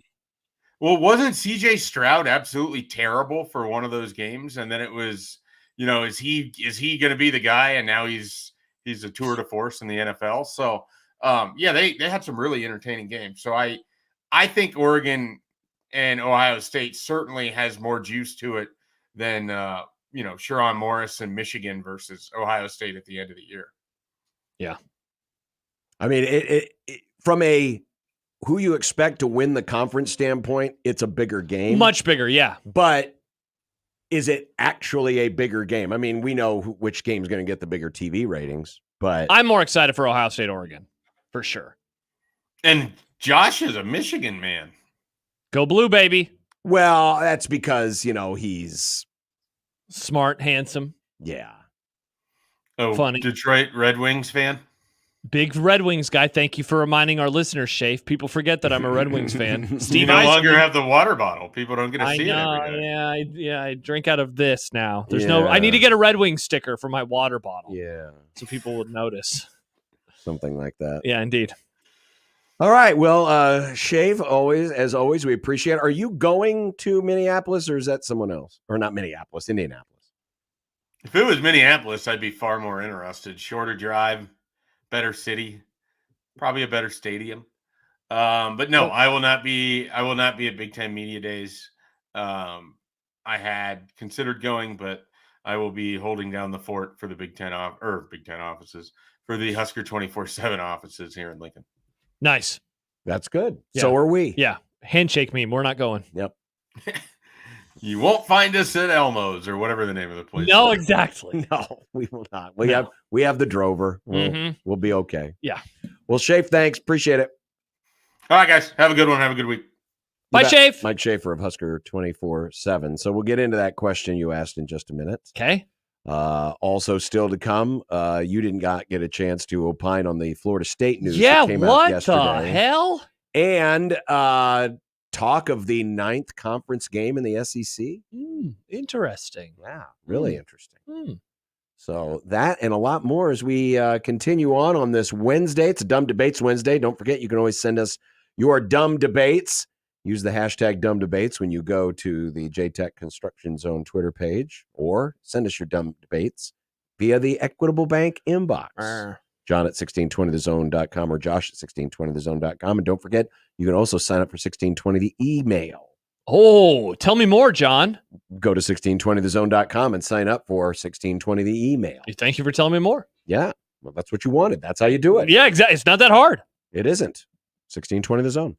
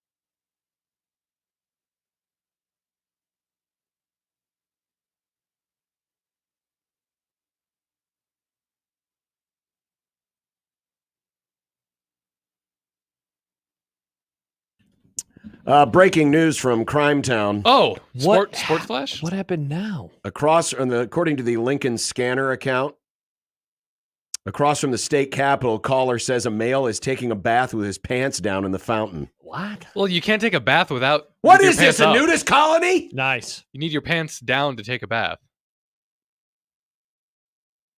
Poll question. I mean, Tobias Yunke would disagree with you, Nick. That's true. He was a never nude. There's dozens of us. Mm-hmm. A what? You're not Never an Arrested nude. Development guy? No, I haven't seen it. Oh, that's funny. Bummer. How much can a banana cost? $10? Yeah, exactly. Yeah, well. Anyway, so be on the lookout if you're near the state capitol. A guy with his pants That's down. rude to look at somebody while they're taking a bath, John. Well, Interesting. I mean, they are kind of doing it in public. Interesting. In the middle of a public fountain. Point, counterpoint. This is the type of debate we need more in this country. You mean not about sloped roofs? Sloped roofs. Oh, that's the big thing. Oh, no. We'll We'll talk about that during Oh, the is this like a gas electric stove situation? No. Was this a Lincoln thing? No, this has to do with the events of Saturday. Oh, no. John, what part of the internet are you on these days? I'm starting to get I a don't little know, but I'm worried. getting a little worried that it's The it's For just You showing tab's up. getting a little bad for It John. is. You know, I'm not going to lie. The For You tab has been a little disappointing this week. Because you start engaging with sloped roof No, conversations. I'm not engaging with anybody. I swear to God. No, but if you watch a video for a little bit, it's like, oh, he likes Or this video. if you open even a thread, I've noticed it too. Even if you open a thread, that counts as, and then it starts populating your For You tab. With I cannot wait to hear about it. I don't things. know about this. Elon, go to hell. It's like what happened. It's why I had to stop doing the Patriot Nick bit. My For You tab. Oh, that's started right. to Yeah, get Nick started polluted. saying, I love guns out loud. And then his phone was like, check out all this gun content. Right. Yeah. Well, the question you had for Mike Schaefer. Question for you. Yes. Are you more or less excited for this season than you've been for others? Yeah. I mean, I can judge by your enthusiasm. I mean, we could literally be going into the least exciting football season ever, and you would say, I'm more excited than I've ever been. That's not true. Yeah. That's not true. Yeah, I wasn't think excited so. for the COVID year. Okay, Josh, say the world blows up, and from the Well, rubble, then he won't be here. hold on, you're a survivor, and from the rubble, My For You tab would be gone. What is he, Princess Leia floating out in the middle of outer space? Nice reference. from the rubble, people start to get together and start organizing football games again. Yeah. You would watch that, right? That sounds kind of terrible. Sounds kind of terrible. He's a football elitist. Yeah. Yeah. I want my football to be played 11 on 11 like the good Lord intended.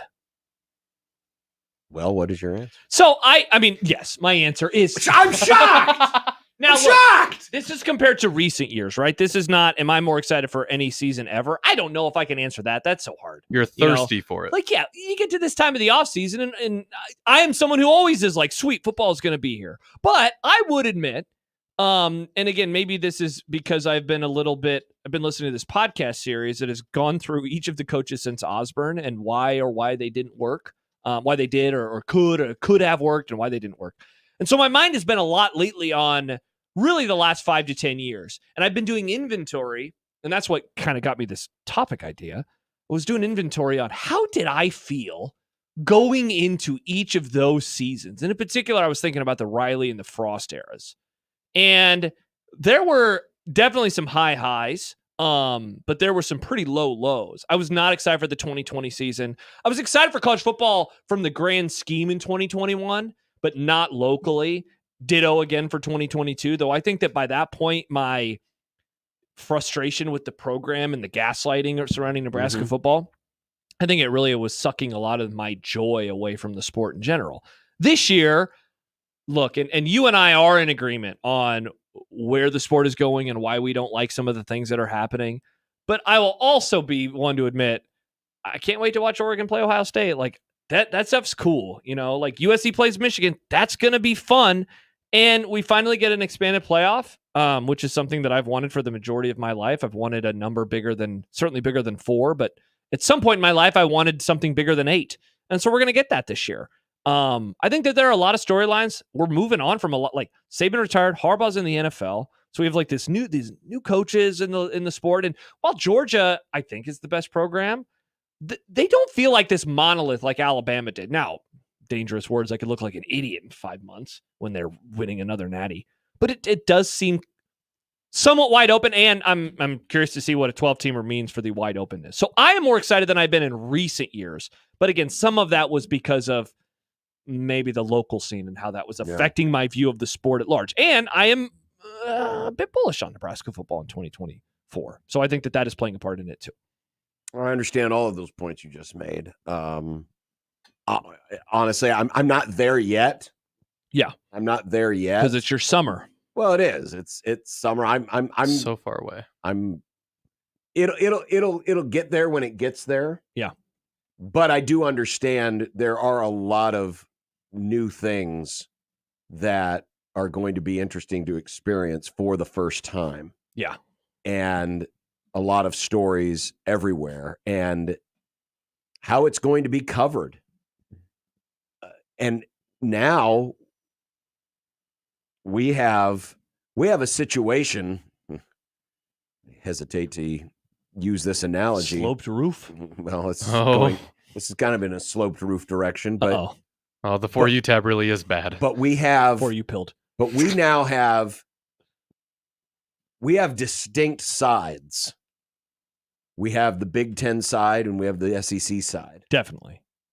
And Fox is all the way in with Big Ten, as well as CBS and to a degree NBC. Mm-hmm. And ESPN is now all in on the SEC. And how that dynamic plays out. Because Shafe was, I know you guys were joking, but the idea of maybe the Big Ten only getting one team in the playoff. It will be interesting to see this year how the conversation goes when it comes to the playoff and how many Big Ten teams get in versus how many SEC teams get in. And I know a lot of people will be focused on, all the other conferences because they're now, further down the pecking order than ever before. But, you've got the two biggest money-grubbing hogs on the block. And this is, as much as we talk about TV numbers, as much as we talk about the dollar figures, which ultimately is what's driving all of this conversation, this is still competitive sports. This is still football. And it's still about wins and losses on the field. And there's going to be an element of bragging and boasting and, sticking your chest out when it comes to, hey, we got 4 teams in the playoff. You guys only got 3, or vice versa. SEC, the chants are going to be louder for this now, not just winning a national title. Right. And I'll be curious to see, because the SEC, to their credit, in my opinion, has been able to galvanize an entire region as one better than any other conference. Around here, people more, they tend to mock the conference cheering more than the other way around. Led by Jack Mitchell. But whether or not this year starts to change that a little bit as we realize, how this sport is starting to move. So that's another thing that I'll be watching for this year. You mentioned all of the interesting storylines, but the one thing that Mike mentions, Shafe, Oregon's got an opportunity to do what Nebraska was supposed to do 13 years ago. Yeah. Nebraska was the favorites to win the Big Ten. Yes, they were. In their first year, they were the favorites to win the Big Ten. And to a degree, I think that actually hurt Nebraska because there were teams that took a lot of joy in, really laying it on the Huskers that first season. And they could hone in on one team, where with this, it's 4 teams that are coming in. It's 4 teams, but Oregon's going to get a lot of the attention because they're projected very high. Yeah. Right now. And dare I say, the threat feels more realistic that Oregon actually could do what Nebraska was supposed to have done and didn't in 2011. And how that would be received. Because people would be Nebraska pissed. had done it 13 years ago, sure, that would have been a blow to the ego of the Big Ten. But it would have been understandable because it's still a Midwest school. Yeah. It's still a school that was based on the old-fashioned football, toughness, running game, all of that stuff. This is Oregon. This is Pac-12 soft. I'm using air quotes. Fancy uniform. Yes. This is style over substance to a degree. Or at least that's the perception it's going to be. No offense to the Ducks and Dan Lanning. They do have a good program. But the perception is that Oregon has been a style over substance program. And if they come in and win the league in the first year, how that will be received, how that will be met, I think could be very interesting. Couldn't agree more. And you just laid out all the reasons why, because of the perception of Oregon, even though Dan Lanning, Oregon, much different than Chip Kelly, Oregon. Even if they haven't had the high highs that team did, because the Chip Kelly era, and Mark Helfrich was the coach for one of them, they played for a natty. This team hasn't even made it to the playoff, but they play a different style of football. But I think people's views of them are stuck more in the old ways than they are the new. The Big Ten, even though it's no longer 3 yards in a cloud of dust, they're still like, you know how after you have a nice beer or a wine, you get those notes that hit very late, you know? There's still like elements music of those flavor notes sprinkled throughout the Big Ten. Yes. The 3 yards in a cloud. The Big Ten flavor notes. Yes. Wow. That's good. You just came up with something. I did. Wow. Text from the 402. How can you not be excited this time of year? Summer is over. Oktoberfest Summer beer is in not the fridge. over. What communist got a hold of Crisp our mornings. Halloween is so close. It's magical.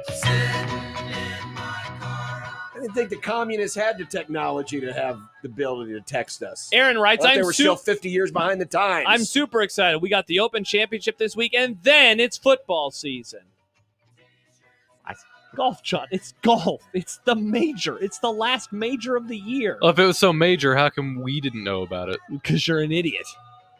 John knows about the Open. Well, John's I know golf about the Open, and I know that it's this week, but it's like that's the line we draw. As soon as this is done, then we can start the fall. Big Ten Media Days are next week. If the shoe fits. Listen, I don't care what my attitude is towards my summers or anything else. I will never, and I do repeat, never use media days as my line of, okay, now I'm excited for football. Because nothing is less exciting than media days. It is. I'm happy we won't be there. Kyle asks, no Wisconsin fan Kyle, would John consider 2011 Nebraska everyone's Super Bowl for that season? If so, could Oregon be this season? I'll hang up and listen. Yes, I think that's true. I do remember Taylor Martinez saying, we're everyone's Super Bowl this year. I like playing against road games and we're everybody's Super Bowl. I do wonder the view of Big Ten programs of Oregon, because they are, and I've made the argument this offseason, remember, they are more equipped than any conference realignment team ever to have a great first year. And Oregon wasn't meant to be here. No. Oregon and Washington were late ads, really, to this party. Imagine it was just USC and UCLA joining. We'd be like, oh, cool, we're getting this version of those teams. Thank God for Oregon this year, because everyone else is kind of on the downturn right now. That's right. Yeah, I will be very interested to see if, especially if Oregon wins that game in Corvallis. No, that's Oregon State. Yeah. In Eugene. If they win that game against Ohio State, how that will change the conversation very quickly. Corvallis is a fun name for a place because it sounds like the name of a ship from Star Wars. Sounds like something somebody would have named that. General Grievous has gone to the Corvallis. Interesting, Nick. I hadn't thought of that before. I hadn't either. Sad Husker fan writes, NFL training camp starts very soon. 2 weeks till preseason NFL. You know what NFL training camp means? Football. And daily. When does that start, Nick? Is that next week or is that 2 weeks? It's 2 weeks. Oh my gosh. You know what next week is? 25 teams in 25 crumbs. Who are we starting off with this year, Nick? UTEP. Do we have our guest booked yet, Nick? We do. That means it's football season. No, it's not. What is his or her name? It's summertime, damn it. Sorry, John. No, it's summertime. You don't even they like ain't playing no John. damn games. His name is John. John? His name is John. Handshake meme. You know, I hope our guests all say, I don't know why. I don't know. Do you guys have anything else to talk about there?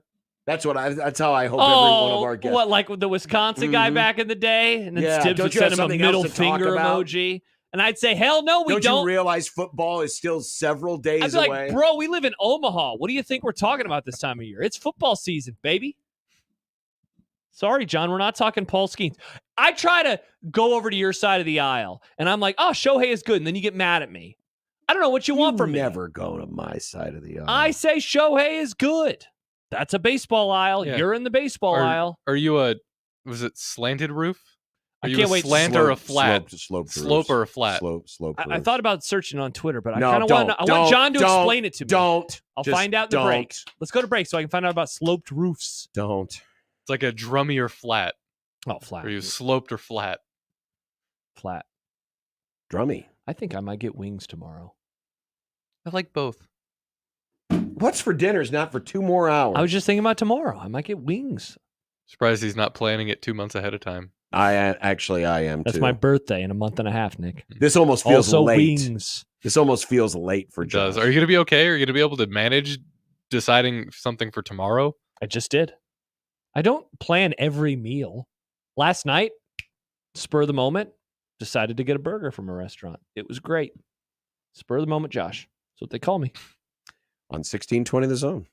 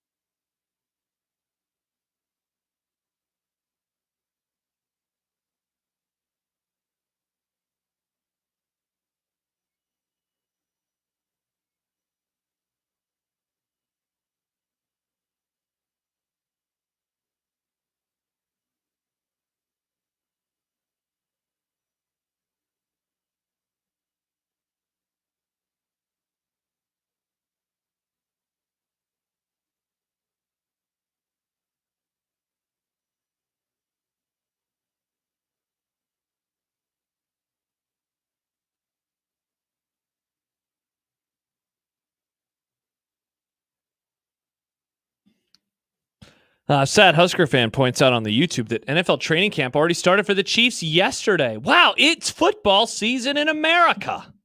Nice.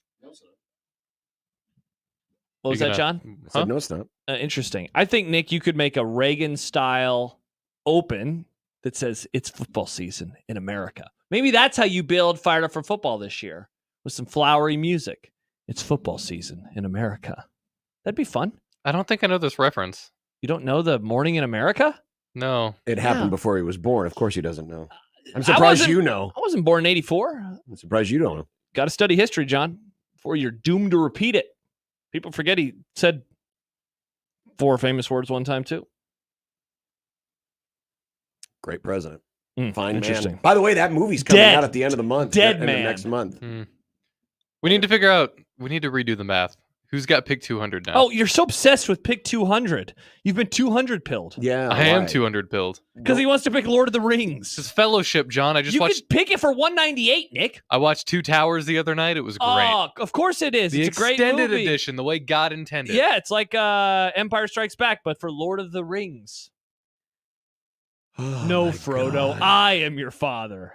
What a spoiler. I can't believe Gollum said that to Frodo. I know. Brent, I email. apologize for the brief outburst of nerddom on the program. Many millions of people saw those movies, John, and a They're lot of great them listen to movies. our show.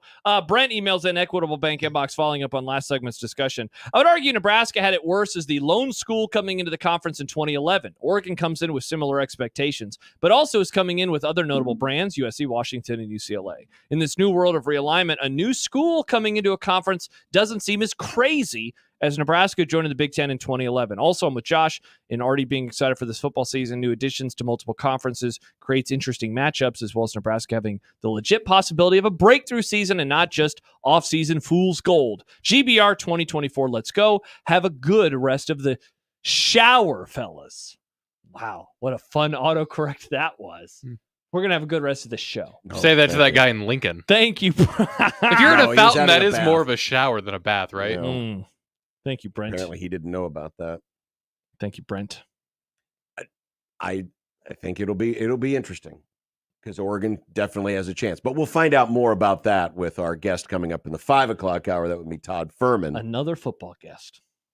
By the way, great job by Nick. Brett McMurphy booked for tomorrow. Excellent work, Nick. Thank you, Brett, for making the time for us. Wow, Nick's doing a great job. He's training somebody right now. He's booking guests. Who knows what else is on the table today? Saw this this morning from Nick. He sent this to us. Yeah, this is. Wow. I did send this to you guys. Yeah, you sent it into our DMs. Did you not see it in there? Yeah. Oh, okay. Where do you think I got the graphic Wow, from? look at me doing things. Content Nick. But this is the comparison of the big 4 professional sports and where the money comes from. Yeah.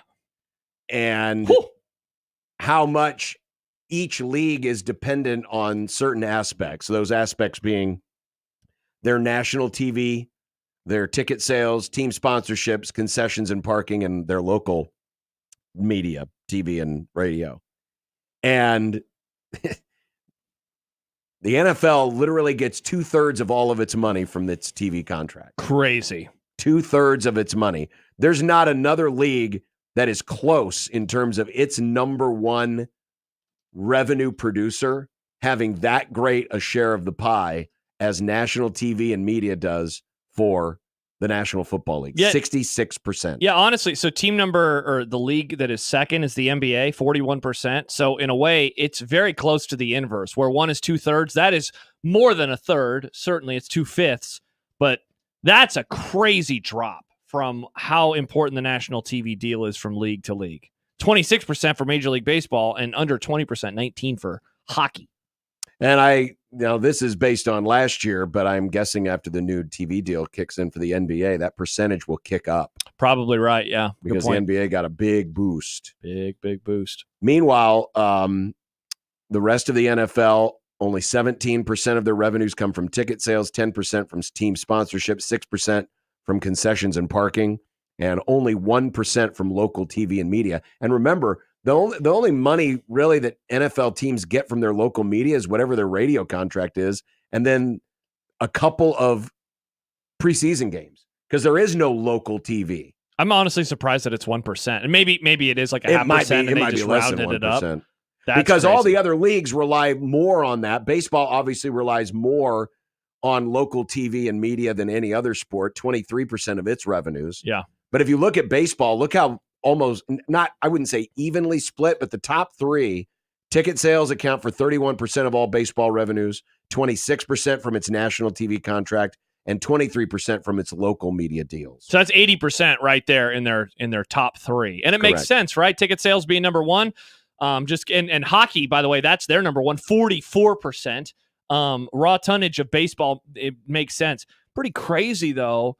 I guess the story that tells with the NHL is less about raw tonnage because there's 82 games versus 162 in baseball, and more the contracts, national TV wise or team sponsors, all that, those numbers are just lower. That'd be my guess. So that number is just propped up a little bit more.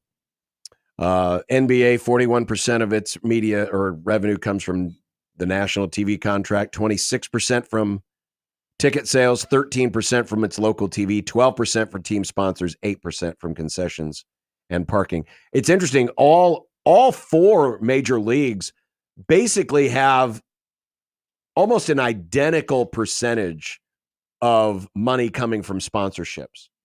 NFL gets 10% of their revenue from team sponsorships, NBA 12, baseball 10, and hockey 14. All pretty close. Yeah. But everything else fluctuates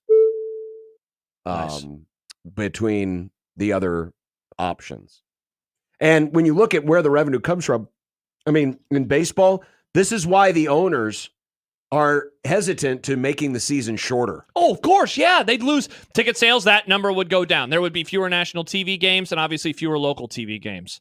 Boom. Everything would drop. Right. You know? So they don't want to create something less. And that's why national TV, it's why the NFL wants to add another game. It's why they want to go to 18 because then they could charge more. And it's why they continue to create these little micro packages of like Thanksgiving or Black Friday, rather, Christmas Day on Netflix. Like it's why they keep adding all these random little side streets of television deals.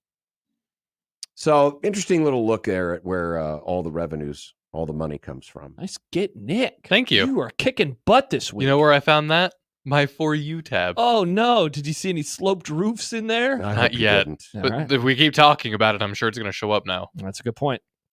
Yeah, I'm sure my Patriot Supply Nick probably has a theory on these things. Yeah. Among other. Oh, yeah. Don't need coming a roof up, and a shelter. Follow up on the Florida State conversation that we had on the Grum yesterday. And also some wrapping up to do from the SEC media days, including one of Saban's former players calls out Nick Saban. What? Yeah. Late stage Sabanism. It's still happening. 16-20 the zone.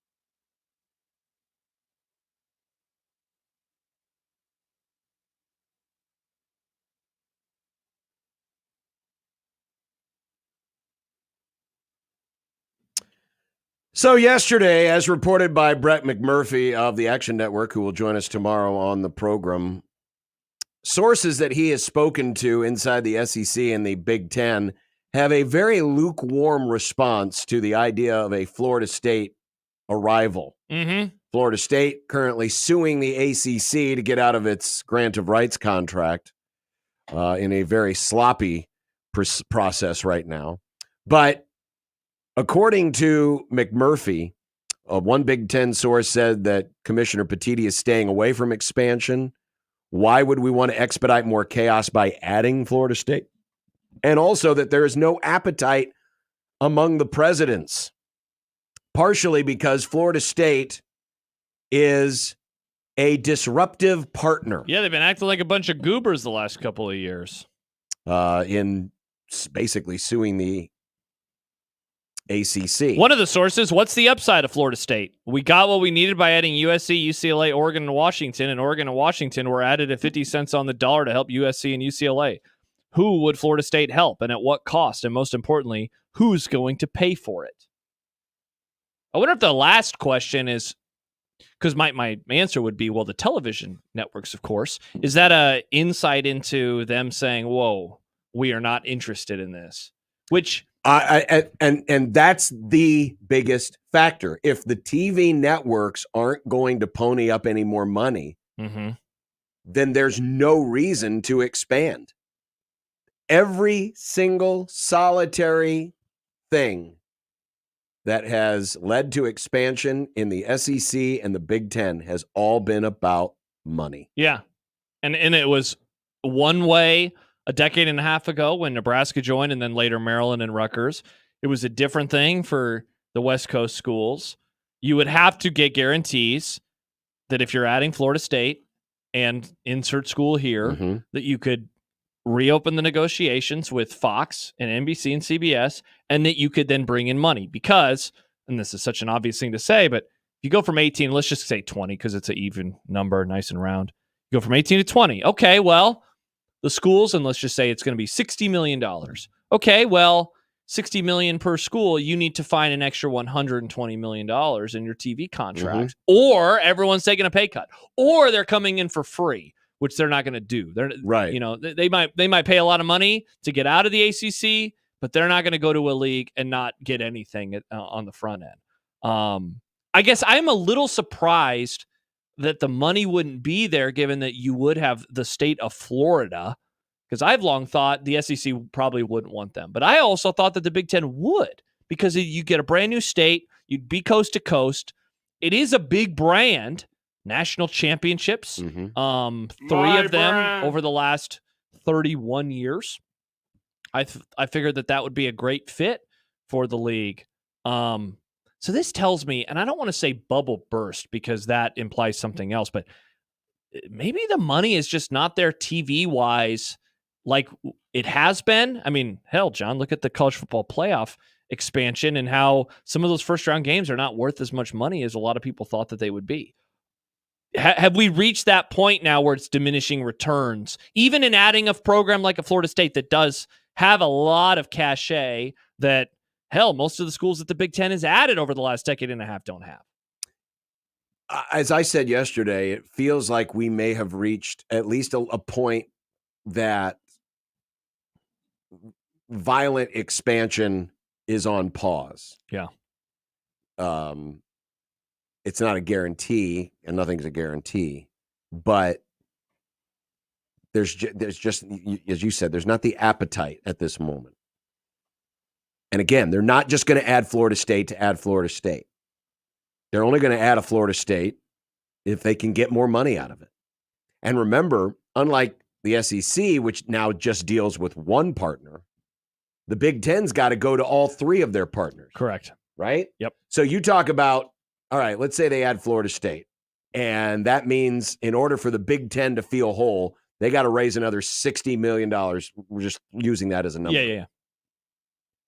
Well, is it 2020? Yeah. Is 25, Fox 15. might be interested, but what if CBS and NBC say, nah, we're good. Yeah. So does one league or one network have to pay like 30 or 40 million and the others do 10? So you're just having to, you're having to go to a lot of different places right now. And let's face it, there might be a little fatigue right now. It seems odd to say that because you'd think fatigue of making another big change. Yes. And more. Not that these leagues moves. have been hesitant to make big change. Obviously they have, and they've done so on the spur of the moment. Yeah. But there might be some hesitation right now to just, do we really want to do this? And let's face it, the Big Ten is still facing accusations that they destroyed the Pac-12. Well, along those lines, why do not? they want to be guilty of destroying another conference? Yeah, why not? Hoiberg takes in. He says, how is this rhetoric about not wanting to cause disruption any different than what the Big Ten said about Oregon and Washington? And then he quotes it, we don't want to blow up the Pac-12. And that's true. We did hear that before they blew up the Pac-12 conference. So, you hear that quote, and is it, do we believe them because there is either a bit of remorse for what they did, or is this typical posturing and they're saying it right now and they don't really believe it, or maybe, look, they just know that they're not going to add them, so they're able to kind of rest on their laurels and say, this is actually how we feel. Listen, even if it's not true. I don't think it's true. I don't think they care about that. I do think there is an element here where how Florida State has gone about this. 100%. Suing for the right to get out of the contract. The ACC's television contract will be released to the public as part of this case. That's never happened before. Yeah. And that'll happen here within the next couple of weeks. If there's one group, and I know that ESPN no longer has a share in the Big Ten Conference, but the other networks are seeing this too and saying, well, wait a minute. If we get a disgruntled partner down the road, we don't want that personal business coming out in the dirty laundry. And so part of this might be looking at Florida State with a wary eye saying, they're very messy. Really? Do they deserve to be here the way they've behaved? Well, especially in this conference, given that how you behave is very important. It is. And as silly as it may sound. But John, I think it's an excellent point. Because they have been very messy about all of this. A lot of complaining, a lot of posturing. They have had, there was like a video that has come out within the last couple of years. Was it Regents or whatever that they were talking and really just putting everything on Front Street? And it's like, dang, you guys act a very particular way. And there was something recently, I can't remember who it was that said it, but essentially it was like, someone is giving them bad advice. Maybe that was McMurphy yesterday, but it's like, who is giving them advice on that you guys are going to be okay? Because I have to imagine that the only reason that they've been acting like they have is that they thought that they had a nice landing spot. And so my question would be this, and I'm sure you guys got into this yesterday. You're going to do all this to go to the Big 12? Like, no offense. And I'm pleasantly surprised with what Brett Yormark has done with that conference and keeping it alive. And I think that they have made some shrewd moves and shrewd additions. But the Big 12 is just the ACC in a different part of the country in terms of power. Bingo. I don't get it. They're not going to get, Florida State's not going to get a whole lot more money. No. Than they would if they stayed in the ACC. Yeah. Unless the Big 12 bent over backwards to get them. Because, graphic for those of you watching it on the stream, but your boy. My boy TJ. If Florida State went to the Big 12. 12, okay. The Big 12. They would be the highest ranked school in the conference in the U.S. News's best college rankings. They would have the best overall finish in the Directors' Cup, and they would have the best football success easily. So I mean, they would immediately go. They would be the biggest fish, but in a pretty large pond. I mean, this is the biggest conference right now. This is a big pond. And while, yes, they would be a giant fish and they would be the biggest brand, is that really the reason you would be leaving the ACC? Of course not. No. You're leaving the ACC because of security. You want long-term security and you want the dollars to be able to compete at the highest level. You're not going to get that from the Big 12. Unless either A, the Big 12 is willing to bend over backwards to give them an unequal share, or private equity.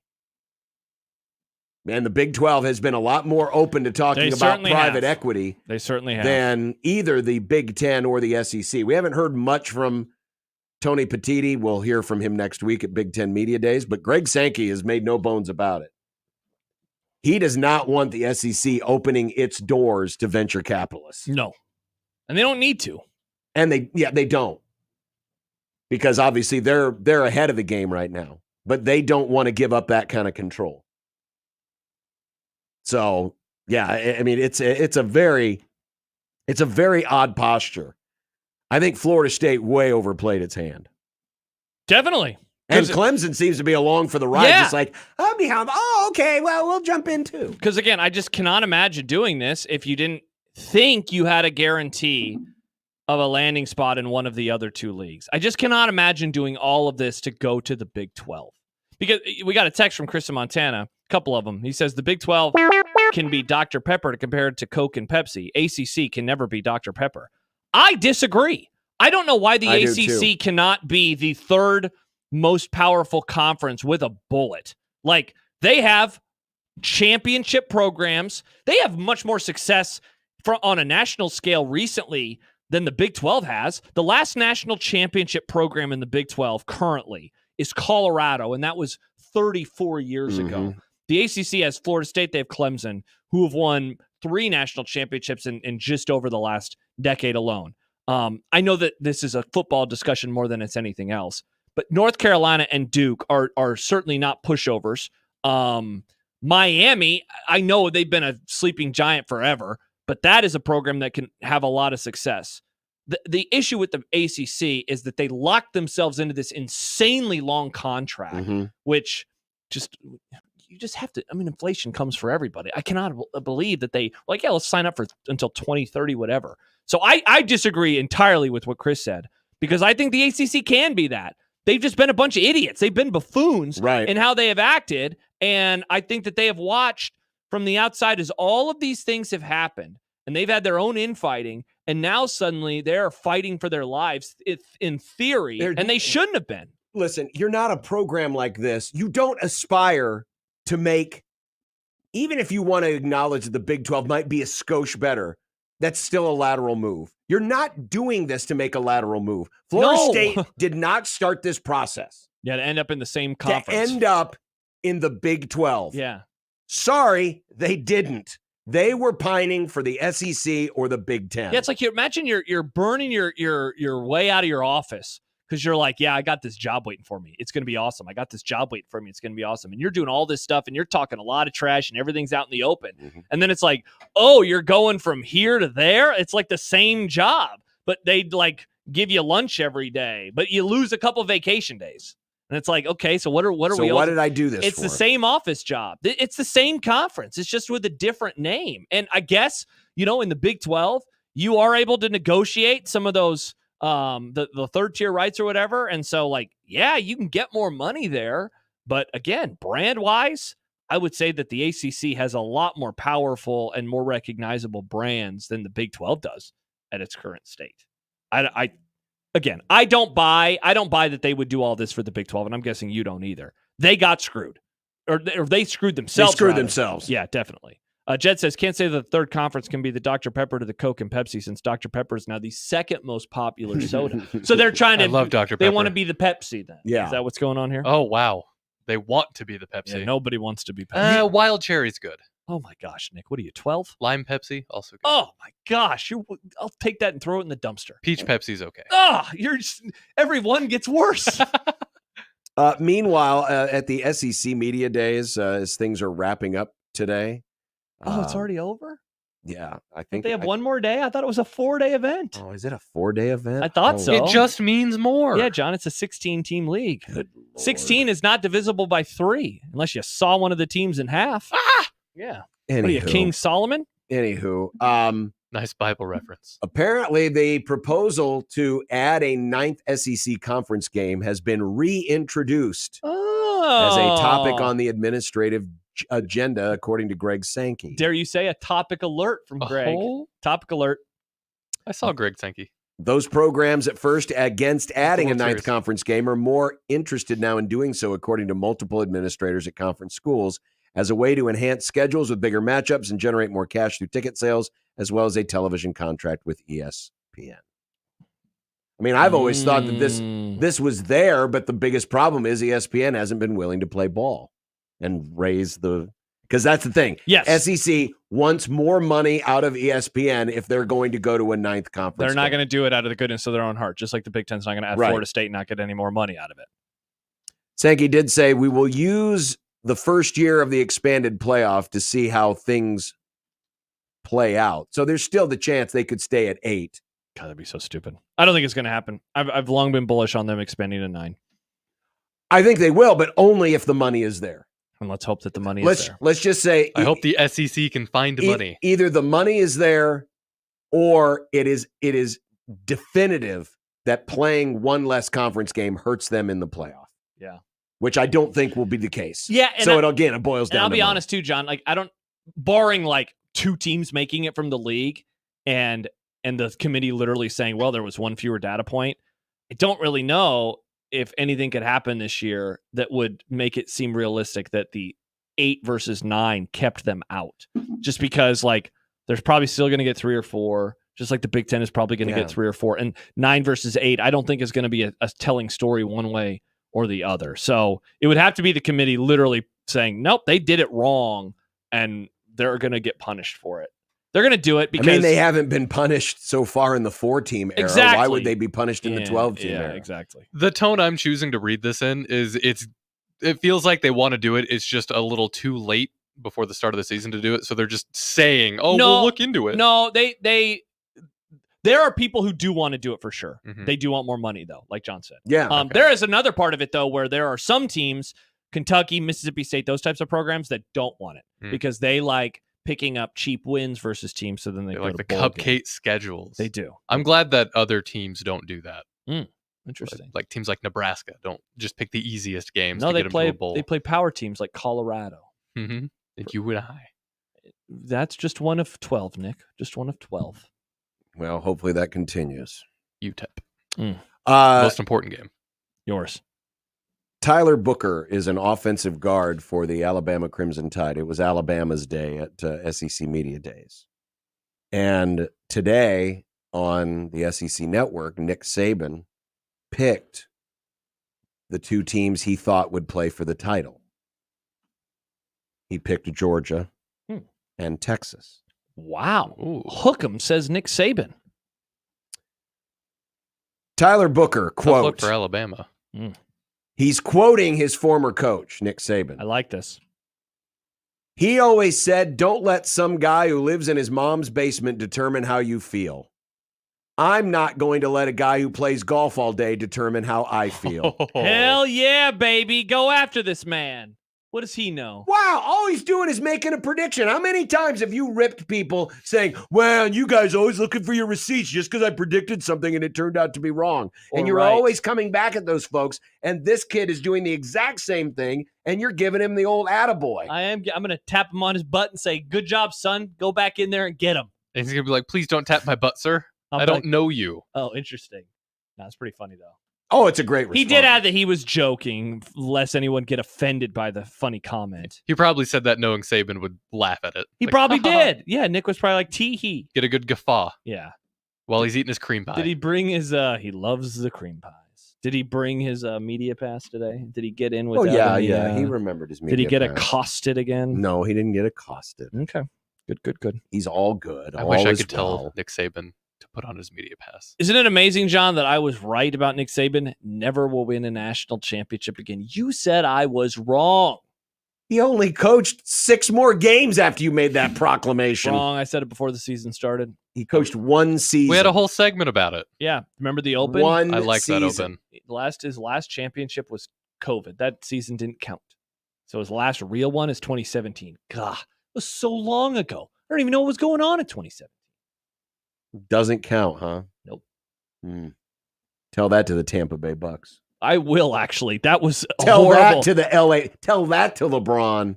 Tell that to the Dodgers. Tell that to the Dodgers. Wow, COVID was really good for LA. Yes, it was. I'm a Lakers guy. I don't want to take away the championship, though. Rats. All right. So that fine. would Congrats, Nick Saban. So that would knock it down to 11 banners. Is that right? Compared to my Celtics 18? No, it would knock it down to 16, John. Listen to you. It would knock it down to 16, John. 6? I don't. What are you talking about? They The have LA 17 Lakers? banners. Don't the LA Lakers have Lakers have 17 banners. Does Doug know that you've abandoned the Pacers and you're going full Celtic? I didn't say I was abandoning the Pacers. Wow. I'm just. You for the left him Celtics. on the front step of somebody in a little baby carriage. John went to the next hot new thing. Yep. Big baby carriage. He's Yeah. 6'7". Yeah, the Celtics with a blonde wig over it. Looks like Bugs Bunny when Bugs Bunny used to dress up to distract Elmer Fudd. Nice reference, Nick. Still to come, we're going to go over the new kickoff rules in the NFL the tactics that may be employed. There was a great breakdown of this earlier this week that we will actually be able to help utilize through graphic representation. Please do, because I'm still confused. We're going to help you out, Nick. We're going to help you We're out. You're smart. You are all going to understand these new kickoff rules so well. I almost feel guilty for doing it because it's still so far away from the start of football. We might have to revisit this. We might have to revisit this again just as a refresher course. But coming up next, what do we got? The run and wrestling connection. Oh, time for me to get a little tiny bit selfish. Just a little selfish. Just a little selfish. Isn't that MO for all runners? Aren't you all very selfish? I mean, you close down city streets so you can run. We pay for it, though. You don't pay for it. I know many runners How do you who pay aren't. for it? By buying my entry into the race, which then helps close the roads. Yeah, some of those race entries aren't cheap, John. No, they're not. You know how much Boston's going to cost me? That street is mine. I paid for it. I'm going to have to get a GoFundMe for this. Are you going to get a fun shirt for it, though? Will I get a fun shirt? Races love to give people fun Oh, yeah. shirts. Boston gives awesome shirts. Yeah. Very cool. Great question, Nick. Excellent question from our young producer, Nick. The run and wrestling connection coming up on 1620 The Zone.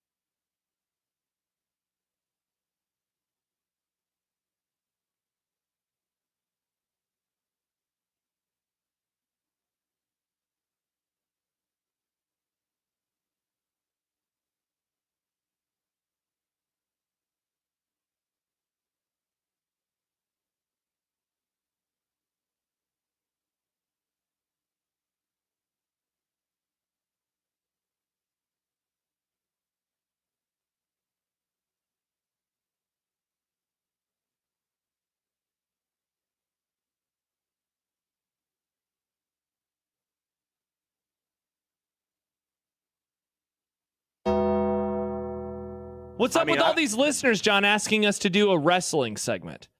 You want to talk to me about running? Maybe I do, John.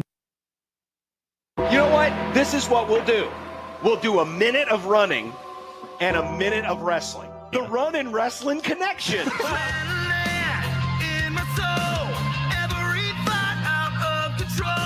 I've already run like so many K today. This is wrestling. This. For no particular reason, I decided to go for a little run. Get off the wrestling mat. Boo! Run. It is time for the Run and Wrestling Connection. And the Run and Wrestling Connection comes to Omaha this week. Oh, I couldn't agree with you more, John. Yes. SmackDown is at CHI Health Center this Friday. And you're going? The boys are coming with me, and yes, we're going to go. And there are rumors. I have yet to be able to confirm them. Ooh, can you deny them? But there are rumors that now SmackDown typically is a live show. Is Steve Austin coming back? It happens live. Is The Rock going to be there? What? No, Rock's probably making a movie or something. Are you going, Nick? No. Wow. There is a rumor that SmackDown will be doing the live show from Omaha, but then also pre-recording next week's SmackDown. Pre-recording? We would never do that. Yeah. That's why we're better than SmackDown. The rumors are that there may be 2 SmackDowns in one night in Omaha, Nebraska. So wait, you show up and then they're like, actually, you're going to be here for like 6 hours tonight, everybody? Is that what they would say? I don't know. How does that work? Well, pretty easy. I'd be like, I'm sleepy. Once upon a time, they used to tape 3 TV shows. What?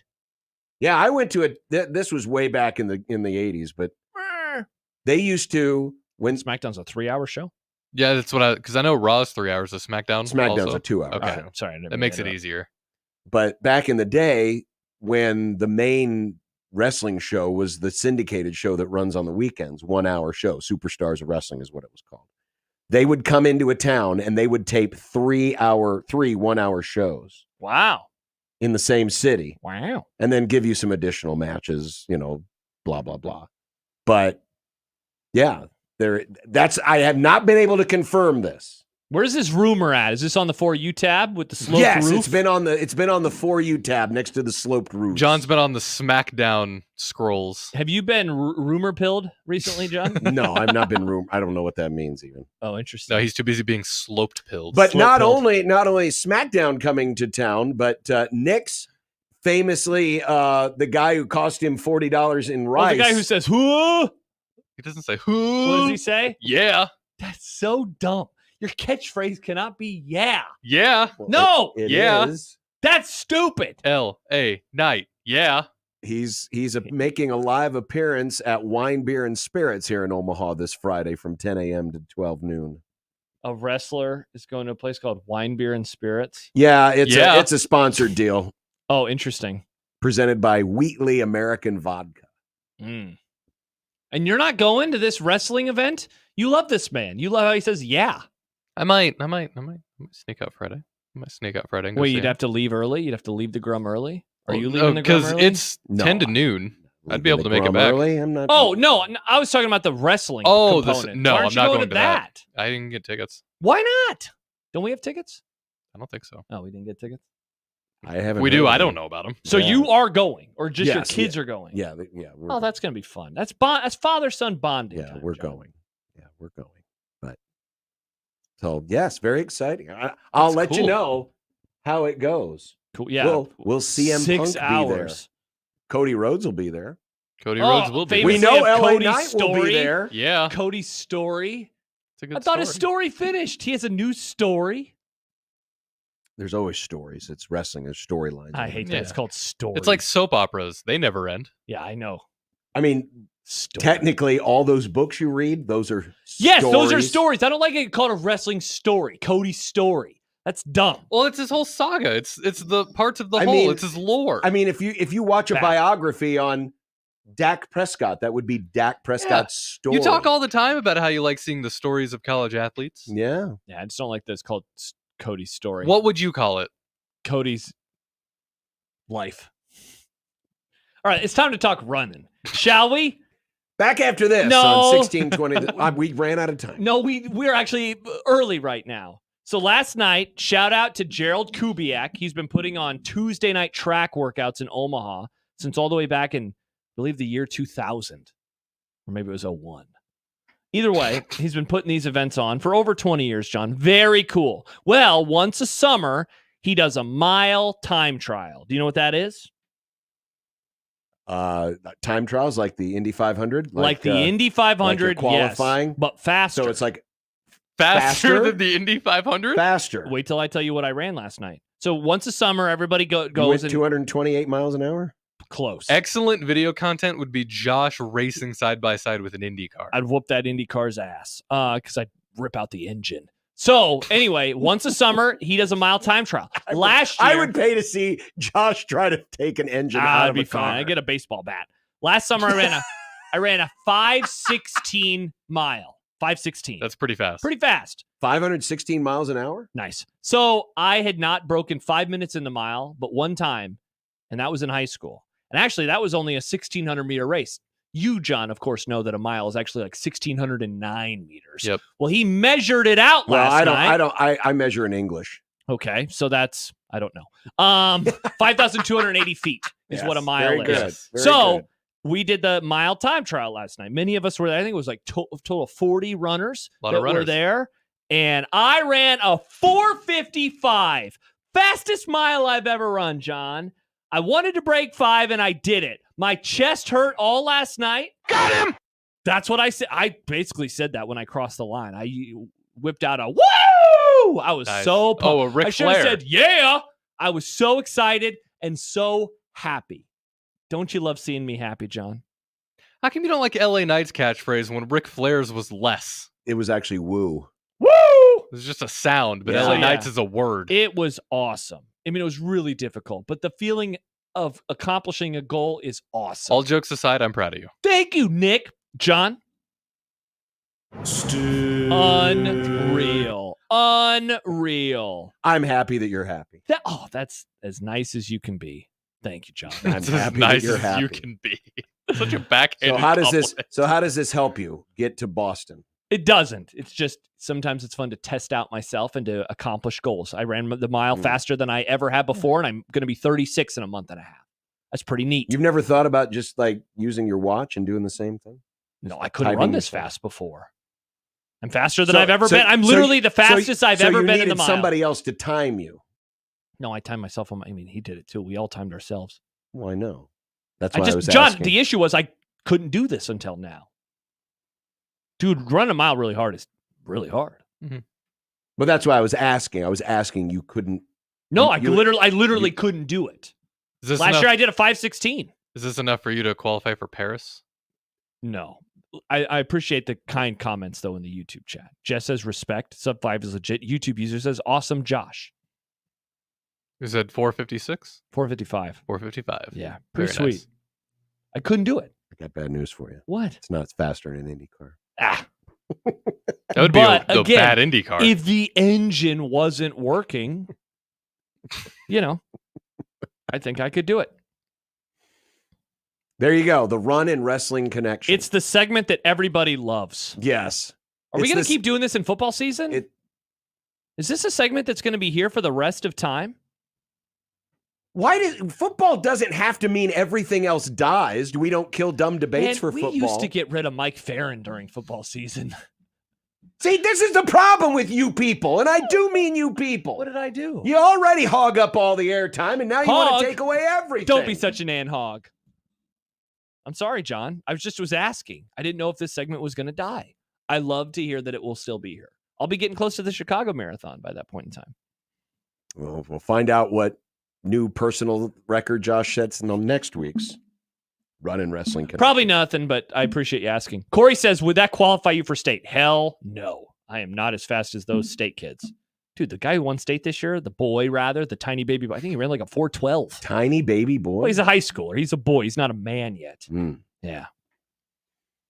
Text from the 402 writes, I watched Josh run last night. He was whizzing by elderly walkers. Oh, it was an incredible Don't sports thing. whiz on the elderly. I whizzed on that's them. I incredible. whizzed by That's them. terrible. Respect your elders. You were running and whizzing? You might have gone faster if you weren't whizzing. I whizzed before the mile. Did they have the orange triangles on the back so you could see them? No. Is that a real thing? Does What? going pee before you run make you lighter? I just need to so I don't accidentally pee myself. When you're running a mile, man, I didn't want to lose control of my bowels. Surely there's running diapers. Probably. I always like to go before a race. I asked my girlfriend once what happens if She's you're up running. like an ultra marathon or just a marathon they and just you have to pee. Just dip off into the trees. Yeah. I've heard some people just go. Yeah, I would just, you're in the forest. I would just go in the forest somewhere. In public?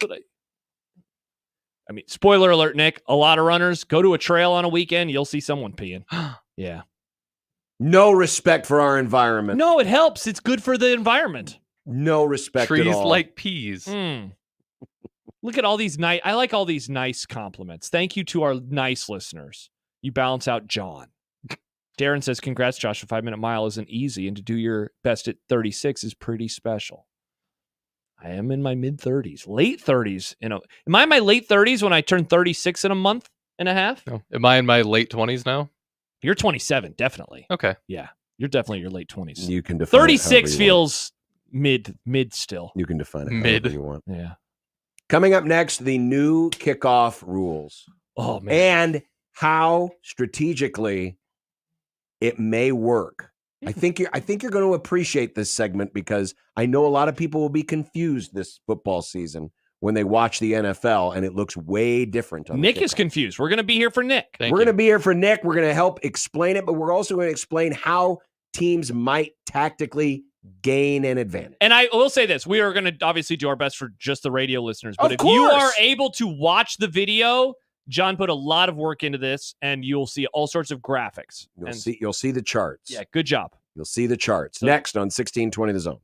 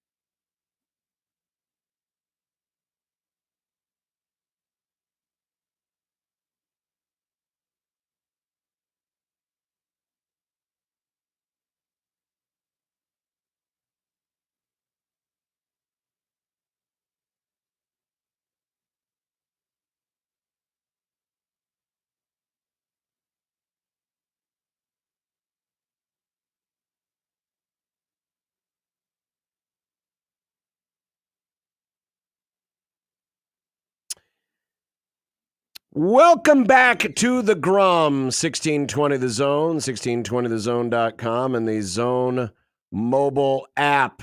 So it is time to get a little deeper into the new kickoff rules in the NFL. The website, is it Sumer or Summer? It's only one M, but it's Sumer. Sumer Sport, we'll say Sumer Sports. I'm going to say Sumer, yeah. Sumersports.com did a really interesting article this week. Yeah. On a breakdown of the new NFL kickoff rule, and he used the XFL because these rules are very similar to what the XFL. They're not identical, but they're pretty close. Yes. To what the NFL is doing this season in regards to the kickoffs. And so he studied a lot of different things. He studied tactics. He studied where success can be had and not had in terms of where the ball is kicked, where the ball is received. And so what we're going to do for you, and again, if you're watching in on the stream, we'll have some graphs for you. For the radio folks, we're going to try our best to explain exactly what is going on. But to basically, in short, kickoffs are now going to look very different. The kicker is going to be kicking off still from the 35-yard line. And the setup, instead of everybody setting up where you were used to seeing them set up, which is the 35-yard line where you were kicking off from, the defensive team or the kicking off team will be set up at the opponent's 40-yard line. And then the offensive or receiving team will be set up 5 yards back from them, so at the 35. So again, it's going to look very weird, dude. It's and the article is awesome, and I'll be sure to retweet it in a second as well. When you watch the video of it happening in the XFL, it's wild because in a way it feels like your TV is frozen because the players can't move. The ball's in the air. These players are all standing way closer to the return man than they have ever been before. And I know I don't mean to jump ahead, but they don't move until the ball is caught. And so it looks way, way, way different than anything we've ever seen before. So, yeah, if you're wondering, well, isn't that a head start? No, there is no head start because the teams are not allowed to move until the returner has fielded the football. Yeah. Now, as far as how the players are aligned, the receiving team's setup zone has to have at least 9 players. Has to have at least 9 players up at the near the 35-yard line. They don't all have to be right on the 35. 2 of them can be offset. So that's a little bit of insight as to what happens. So once again, the ball, when it is kicked off, must get at least inside the 20-yard line on the fly. Mm-hmm. If it does not, then the ball, it will be a touchback, and the receiving team gets the ball at the 40-yard line. Woo! The 40-yard line. So if the ball does not end up at least inside of the 20-yard line or the landing zone, the red zone. It's a great name for it. Landing zone. Mm-hmm. Then the touchback comes out to the 40-yard line. Also, if a kickoff goes out of bounds, similar to 40-yard line still, it comes out to the 40-yard line. But how about this? So if it is downed in the end zone, a.k.a. I kick it off, John, you're the return man, you catch it, you take a knee, that is the 20-yard line, which is it's an old-fashioned touchback. Thank God. I actually like the 20 versus the 25. But if you just whoop it out of the end zone, this is something that I didn't know. 30-yard line. Correct. So there is going to be strategy obviously involved, but skill is really going to be super important with these kickers because you don't want to give the team a great field position advantage on the 40-yard line, and you don't want to just boot it out of the end zone as well and have them take over at the 30. So making sure that it lands in that landing zone or at least is downed in the end zone, thus it doesn't bounce out. And see, what's going to be fun, John, is players maybe letting it hit the ground, hoping that it goes in, but what if it hits in the end zone and jumps forward? Exactly. Because the returners, it'll be interesting to see what they do. All right, so there's how it's going to set up. But now, one of the things that was discovered in the research by Sumer Sports, and again, I apologize if I'm mispronouncing his name, but He went and broke down all the kickoffs in the XFL. Again, the XFL had a very similar rule as the NFL is going to have to see where success is and is not possible.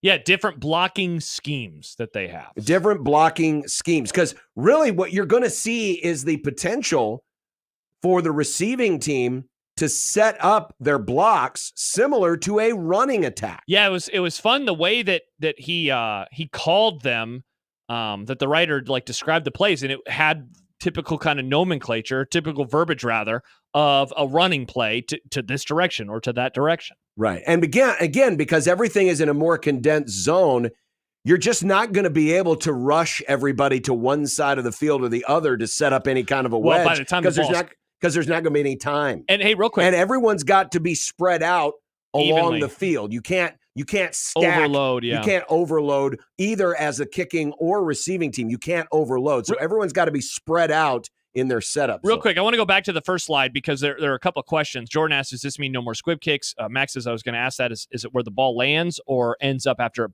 bounces / rolls? You are able to do, and he describes them in this story, knuckleball style kicks. Knuckleball, but that's different. No, if you squib the ball, that's landing before the landing zone. So it needs to reach the landing zone on the fly. You just have to be really, really good at it. Obviously. We'll get to the knuckleball in a minute because that's an interesting, possible strategy. Yeah. But there are different blocking schemes that could be possible. Sumer Sports indicate you could have cross blocks. You could have, setting up to where a couple of your guys drop back and then cross block the guy ahead of them and set up a return that way. You can run basically a pin and pull type scenario where you're slanting two blockers opposite them and then pulling another blocking player. Yeah. And basically running something similar to a sweep. There's the possibility of trap blocking. Yeah, that was fun. And there was old-fashioned power. The communication that is going to be required, in particular, John, by the receiving team, to make sure that, because I assume if you're going to run power, either side is live until you know which direction the runner is going. Correct. So it's like, okay, making sure, hey, it's coming to the right side of the field or it's going to the left side of the field, whatever verbiage you decide to use. Right. And that's the thing is, if you're setting up a blocking scheme like this, you don't know where the ball's going. You don't know which side of the field. So it's going to depend on the return man making sure that hey, we're going right, we're going left, whatever it is. And there were some teams that set up different things like this. Yeah. But those are some of the ways that folks can try to counter this and attack in returns. It's no longer about dropping guys back and overloading a side of the field and setting up a wall. Now, because the setup zones are so much shorter, essentially teams are going to be running plays. Yeah, or the potential of running plays. Now, a lot of folks might just do straight one-on-one blocking. Yeah. I got the guy in front of me and hope for the best. But these are the types of tactics that are going to be and have been worked out in the NFL, and what teams decide to do with them is yet to be seen. A few more questions. So David asks, he says, did the NFL test this one out in the preseason last season? And they did not. So this is all new. This preseason will be really interesting. Cut that clip, Nick. Wow. Thank you very much. But in all seriousness, only from this standpoint. Nice. A lot of people asking about onside kicks. What does this mean for onside kicks? Onside kicks are not allowed until the fourth quarter now, and you have to proclaim it. Yes. You have to say there's no more surprise onside. No more surprise onside. Scott Frost is okay. So Nick, if there is an he onside, might still be the coach. If there is an onside kick, a team has to say that they're going to do it, and then it will set up in a normal, we'll call it normal modern kickoff formation. Correct. Max says, is the ball still recoverable even if it doesn't touch someone? I'd assume not, since a player has to touch the ball before anyone moves. Is the ball live once touched, or does it have to be possessed? So once the ball lands in the landing zone, then players are allowed to move. Like, in theory, that's why the knuckle kick is, and there was a couple of videos in the story, is so valuable, because if your kicker is able to, A, kick it and keep it low and maybe kind of moving around a little bit like a knuckleball, and it's able to get inside the landing zone of the 20, maybe it takes a weird bounce, everyone's able to move, and maybe you're able to regain possession. But it's going to take a very particular set of skills that the kicker is going to have to be able to do that. Right. So, yes, the low line drive. And again, the ball must hit inside the landing zone. So it must hit at least inside the 20-yard line. So if your knuckleball dies at the 25, well, guess what? 40-yard line, man. That means the opposing team gets the ball at the 40-yard line. The touchback comes out to the 40-yard line. Yeah. I can't wait, and this is such a weird thing to say, I can't wait to hear from kickers in the lead up to the season to see, like, how much was this a skill you already had? How much was this a skill that you had to hone in on? How much was this a skill that you didn't have at all? You know, and that you really had to kind of learn to make sure that you have it handled well. And the teams, again, the teams that have kickers, you know, if you can drop it into the end zone, great. Awesome. Congratulations. The kickers that can put it somewhere in between the 10 or the 0-yard line, the end zone, and the 20, and to keep it low, those guys are really going to be a good piece to the puzzle. And you know, and then you start wondering about the good special teams coaches and some of the goofy stuff they're planning. It's honestly a bummer that Bill Belichick's not coaching anymore, if only for this, just to see what he would have whipped up. Because your kicker is going to have to be able to execute, right? Because now, unless you're just willing to boom it out of the back of the end zone and just give the other team the ball at the 30-yard line, great. Mm-hmm. But you get 10 yards of extra field position as a defense if you're able to force the other team to down the ball in the end zone, because then the touchback is at the 20-yard line. Yeah. This new setup kind of upgrades the importance of a kicker on a team. Bingo. Oh, yeah, 100%. Which is why there are some special teams coordinators who are wondering if they have people already on their roster who have the talent to be able to pooch kick, directionally kick, do the knuckleball kick. Because recently, the philosophy in the NFL has been just bang the thing out of the end zone. Yeah. So just bang the thing out of the end zone. So you just usually use your punter or your place kicker, and they just do that. But now the kickoff is a little bit more precise, again, unless you're just willing to give the team the ball at the 30-yard line. But there is that enticement of, well, I could force these guys to return it, and if I'm confident in my special teams to make the play, we're in good shape. Or they down it in the end zone, and the touchback's 80 yards away from the end zone, which, you know, statistically, you know, every time you start further down the field, the better your chances to score. I kind of really like that this elevates the kicker like that, because then we can have similar discussions that we have with quarterbacks of power versus accuracy and all of. Yeah, I it's think cool. I think honestly, what the NFL has done with the kicker in the last handful of years in the NFL, I think that they have added some interesting elements. You know, when they first moved to the extra point back, people were like, "This is stupid. It's not going to matter that much." It matters a ton. And what used to be a guaranteed extra point now is a lot more difficult, and it is not a guaranteed extra point. And so you see misses, then see 2-point conversions. This is one where we just don't know what it's going to mean. Like, you know, the writer of the story, Sean Syed, he looked at 400 plus XFL kickoffs. Those are lesser kickers. Those are lesser players. Correct. So what's going to happen when the best in the world at this stuff gets involved, and better coaching, better coaches in general? What will all of this mean? And could, like with the extra point going back, it added this extra impact to the game.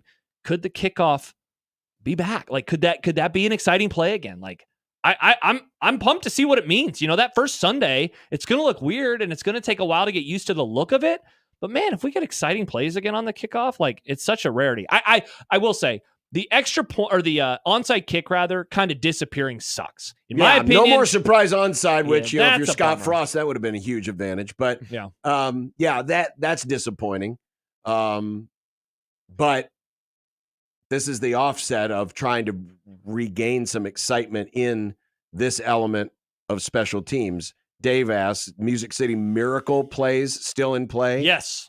Sure. Yeah. I mean, there was a video that he attached to the story where a guy threw it back, right? Yeah. Oh, absolutely. Yeah. Once you field the ball in the landing zone, if you want to, either throw it across the field or run a reverse. Mm-hmm. Yeah, you can do all that stuff. The returners can still do that kind of stuff if they see that there's a benefit to doing this. Max says, with a knuckleball, I wonder if it's low enough you can try to catch it before it reaches the 20 and then have the ball at the 40-yard line. Again, there'd be no benefit if the knuckleball falls short of the 20-yard line. You're good to go. You're good to go because you're getting the ball at the 40-yard line. The play's over. The play is dead. I wonder. The ball, that's the other thing. The ball, the play is dead if the ball does not reach the landing zone. Yeah. And the ball comes automatic out to the 40-yard line. I wonder if, at least in the short term, if this is going to make UFL. It's UFL now, right? Sure. Yes.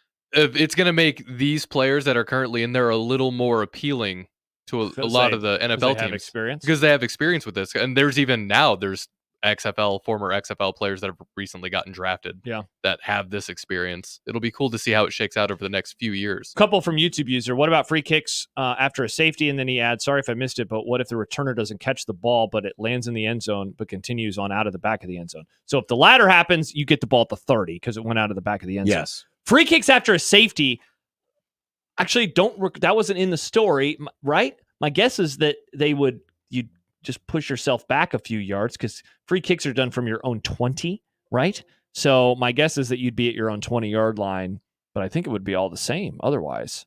I thought it was in here, but was it not? I'm double checking here. Me being a nerd about this, I'm excited. I wonder if it's nothing about safety. Okay. This has to be implemented in the new Madden game. Yeah, for sure. Which I think this could add another layer to that because kickoffs in Madden, I mean, they've basically been the same for years. Yeah. So yeah, this will be on the it'll be on the video game too. I'm excited for this. There you go. I think, look, again, appearance wise, it looks goofy, but that's only because we've never seen it before. We've never seen it. But I'm hoping that it adds a fun element to the game that we haven't really seen before. Yeah, getting rid of what the onside kick was sucks, but it's taking one thing away and getting 5-6 more things. Well, yeah, and so I think what's going to happen if a team is trying for a surprise onside, it won't be a surprise onside. It'll trying to be knuckling it into the landing zone where you can, go recover it. Would be my guess on how they'll do it, but I think that's going to be kind of hard too. So we'll see. Husker Country says, how is a ball downed in the end zone if it must land between the goal line and the 20? No, it does not have to. The landing zone just has to get to the 20. It has to get to the 20. But if I kick the ball in the end zone and Josh is 2 yards deep in the end zone and fields it, I can either return it. He can return it. Or I can take a knee.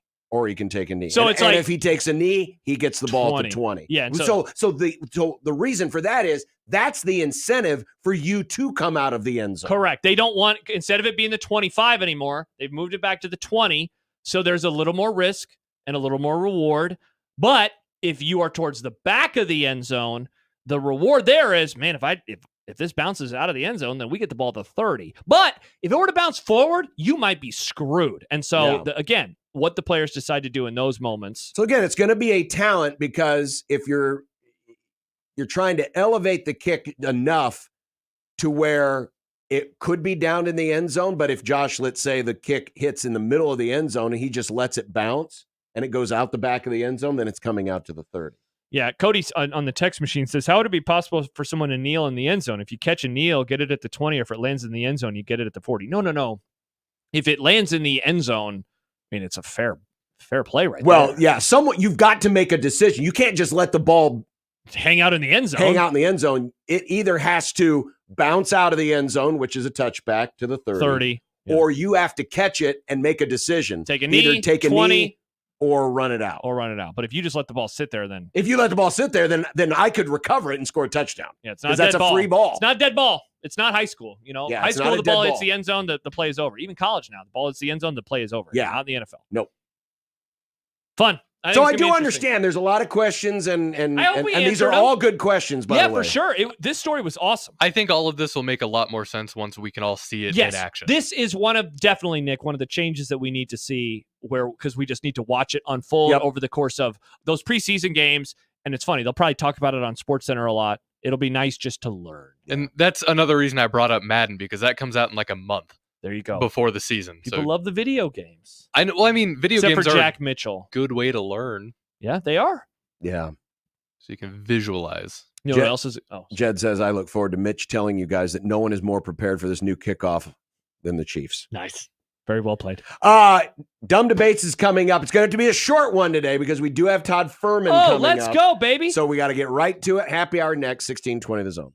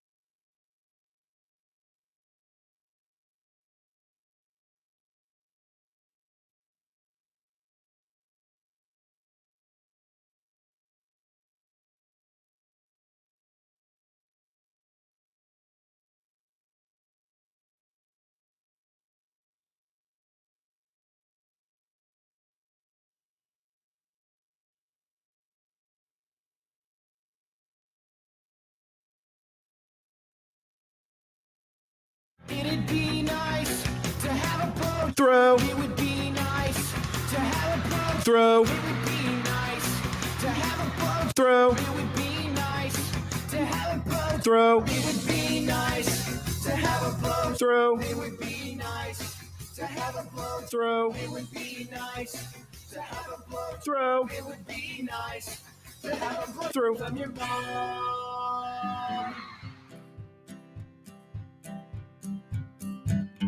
Listeners and not to, we did anyway, dumb debating. John's computer sucks, Macs are the only way, dumb debating. Fullbacks are running backs, hamburger steaks. Josh is too dumb to eat a cupcake. Mayo in a base. Does John like Nebraska or Creighton? Just three radio hosts on air, dumb debating. Die for the pylon or give up on the plate, dumb debating. Millennials are great and old should go away, dumb debating. Rarely do we find any common ground. Josh wants his food to be the best around, even if it gives him fatal flatulation. Just three radio hosts on air, dumb debating. When a tree falls down and nobody's around, you can bet your ass it won't make a sound. Water ain't wet, you know nothing about hydration. Just three radio hosts on air, dumb debating. Just three radio hosts on air, dumb debating. Yes, Dumb Debates is your chance to take over the Grum. Send us your Dumb Debates anytime, any place, anywhere. Just use the hashtag Dumb Debates when you use the JTech Construction Zone Twitter feed at USC1620. Or you can email us your Dumb Debates, John at 1620thezone.com, Josh at 1620thezone.com. It is the Equitable Bank inbox. Let's do it. Yes, because we do have Todd Ferman coming up in just a few moments. Do you want to start with the Sam McEwen one? Sure. Sam McEwen put out a prompt earlier this week. 1 to 6, rate these Husker quarterbacks in the Big Ten era. Those quarterbacks are Tommy Armstrong, Ron Kellogg III, Tanner Lee, Taylor Martinez, Adrian Martinez, and Casey Thompson. Number 1. I feel like this is actually easy. Who is number 1? Yes, T-Magic. Yeah. Absolutely. I mean, he did win co-quarterback of the year, whatever those. He won Big Ten Offensive Player of the Year. Yeah, he shared it with. He was with somebody. Not Fields, but 2012. Ohio State. Was it JT Barrett? Would it have been him? No, he wouldn't have been the quarterback in 2012. No. Who am I thinking? Braxton Miller. Yes, Braxton shared Miller. it with Braxton Miller. Hard to argue that he is not number 1. Who is number 2? Adrian. Yeah, I think so too. Even though his moments are, he's a very up and down player. All of these guys. Friend of the program. Friend of the program. Adrian Martinez, number 2. I mean, it's close because Tommy Armstrong.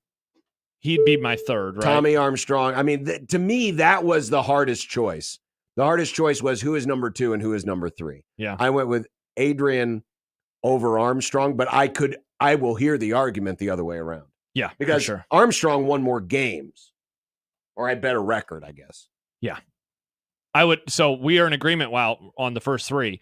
So we would go Armstrong 3rd, and then I would go Casey Thompson 4, and then Tanner Lee and Ron Kellogg? Or would you? I'd actually go Kellogg and then Lee. Yeah. Am I being unfair to Kellogg by putting him last? Honestly, I don't really want either guy. We're splitting hairs here. Right. Like, they both sucked. Yeah. Kellogg threw the Hail Mary, though. All right, I guess I'll hear it. This is turning into dumb agreement. All right. Sorry, Nick. Don't mean to agree. The agree boys. Michael, not severe, asks, you have to bring back one of the following fast food items and eat it every day for the rest of your life. Is this every meal or just every day? Let's just say it's every just once a day. What are you bringing back? 1, Burger King's Mac and Cheeto fries. 2, Taco Bell breakfast waffle taco. Or 3, KFC's Double Down. Is that the one where it's the 2 chicken patties? Yep. Okay. So 2 chicken so breasts. The question is, bacon. you have to bring back one of those, But you have to eat it every day forever. Oh, once a day. Waffle taco. Yeah, I'm between that and the Double Down.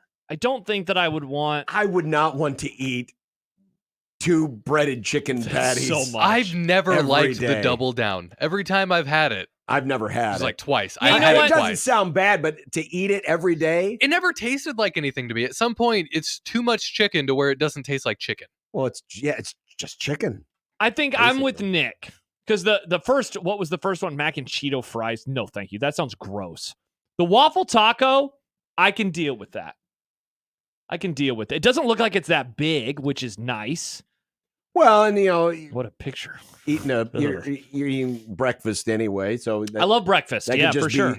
Now that would kind of spoil breakfast for you for the rest of your life. Yeah, it definitely would. So that's kind of disappointing. I'd eat the crap out of that. You eat it at night, maybe. Or maybe if you had a big breakfast, you just have it for lunch. I would. I'm gonna have to go with the waffle taco because that's the one I think you can. I think that's the least